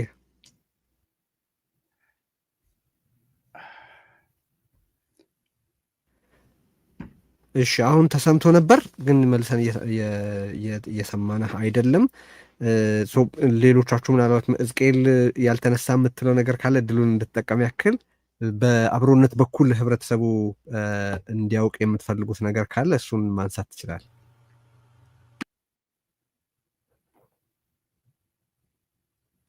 ሚውት ነህ ሕዝቅኤል። አጭር ነገር የማነሳው እሺ አብሮነት አንደኛ የትጥቅ ትግል የሚያደርጉትን ለመተካት አይደለም፣ በፖለቲካ ትግል የሚሄዱትን ለመተካት አይደለም፣ ህዝባዊ እምቢተኝነት የሚለውንም ለብቻው ለማካሄድ አይደለም፣ ከሌሎች ጋር አብሮ ለመካፈል ነው። ኢቨን ይህንን የህዝባዊ እምቢተኝነት የሚለውንም እዛ ላይ ለመሳተፍ የሚፈልጉ ብዙ እንቅስቃሴዎች አሉ። ከነሱ ጋር ደግሞ በቅንጅት በትብብር በመደጋገፍ ለመስራት ነው። ይሄ መታወቅ አለበት። ብቻ ነኝ ያለሁት እኔ ነኝ ልመራው የመጣሁት የሚል አስተሳሰብ እንደሌለው መታወቅ አለበት። ሁለተኛ በአብዛኛው እኛ ልናደርገው የምንችለው ህዝባዊ እንቅስቃሴው እየሄደ ነው። ቅድም ተናግሬያለሁ ስለ ሐኪሞች፣ ስለ መምህራን፣ ስለ ህግ ባለሙያዎች፣ አሁን ስለ ተማሪዎች፣ ስለ የመንግስት ሰራተኞች ሁሉ እየተንቀሳቀሱ ሾፌሮችም አሉ። አዎ ሾፌሮችም አሉ። አርሶ አደሮችንም ሁሉንም ተነጋግረናል። በየቦታው ቅድም በምሳሌ የጠቀስኩት ይሄ መንተንክተክ አለ አይደለም? ከዚህም ከዛም እያየኸው ነው። አርብቶ አደሮችም አሁን በጅቡቲ መንገድ አንድ ጊዜ ባቡሩን ሁሉ አቁመው ተንቀሳቅሰዋል። እነዚህ አሉ። ስለዚህ እኛ ባለቤቶቹ አይደለንም፣ እየሄደ ነው። እዛ ላይ ልንረዳ የምንችለው ልንሞላ የምንችለው በኦሮምኛ አንድ ንግግር አለ፣ ከነፋኒ ባቴት ሰውዳ ደምቲ ይላል። ከአፍ የወጣው ነገር ነው ሊሆን የሚችለው ነው። መንግስትም ይሁን ማንኛውም ድርጅት በመጀመሪያ ፖሊሲውን ፕሮግራሙን አዘጋጅቶ በሀሳብ ደረጃ ነው የሚያወጣው። ልደቱም ደጋግሞ እንደተናገረው በሀሳብ ደረጃ በአገር ውስጥ ያው ሁሉን ነገር አፍኖ ይዞ ስላለ በሀሳብ ደረጃ ለኢትዮጵያ የሚመቸው አሁን ካለንበት ቦታ ተነስተን የሚመች ቦታ ላይ ለመድረስ የምንችለው መጀመሪያ ሀሳቦችን በማስቀመጥ ነው እንጂ አንድ ቀን መንግስት ከተፈረካከሰ በኋላ ተነስተን መደነባበር አይደለም። በዚህ ጉዳይ ላይ የጎደሉ ነገሮች ስላሉ፣ በትግል ውስጥ የጎደሉ ነገሮች ስላሉ እነሱን ለመሙላት ነው። ስለዚህ በሀሳብ ደረጃ በፖሊሲ በምትለው በፖለቲካ ደረጃ ያሉትን ነገሮች በመሙላት ነው የሚሰራው እና ይህንን ደግሞ ያደርጋል። ይህንን አብሮነት ብቻ አይደለም ያደርጉ፣ ሌሎችም ይህን የሚያደርጉ ለማድረግም የተዘጋጁ አሉ። ከነሱ ጋር ደግሞ መተባበር፣ መቀናጀት እና አብሮ መስራት እና ሶሊዳሪቲ እነዚህን ለማድረግ ነው። እንደዚህ አይነት አስተሳሰብ ነው በአብሮነት ያለው ለማለት ነው። እሺ አመሰግናለሁ። እንግዲህ ባሳሰባችሁትም መሰረት እስካሁንም ስናደርግ እንደቆየ ነው በርዕዮት በኩል በአብሮነትና በመሰል ህብረተሰብን ወደ ጋራ አምጥቶ በጸረ አገዛዝ ትግል ለማቀናጀት በሚደረጉ ኢኒሺዬቲቭስ ሁሉ ላይ የበኩላችንን አስተዋጽኦ እናደርጋለን። ዛሬም እዚህ ተገኝታችሁ አስተያየቶቻችሁን፣ ሀሳቦቻችሁና የእቅዶቻችሁን ስላጋራችሁን እናመሰግናለን። የዛሬ ዝግጅታችን ይህንን ይመስል ነበር። የተከታተላችሁትን ሁሉ ከልብ እናመሰግናለን። ዜናንም እንደዚሁ እጅግ አድርገን እናመሰግናታለን። ላይክ ሳታደርጉ አትሂዱ፣ ሰብስክራይብ ሳታደርጉ አትውጡ። የዛሬ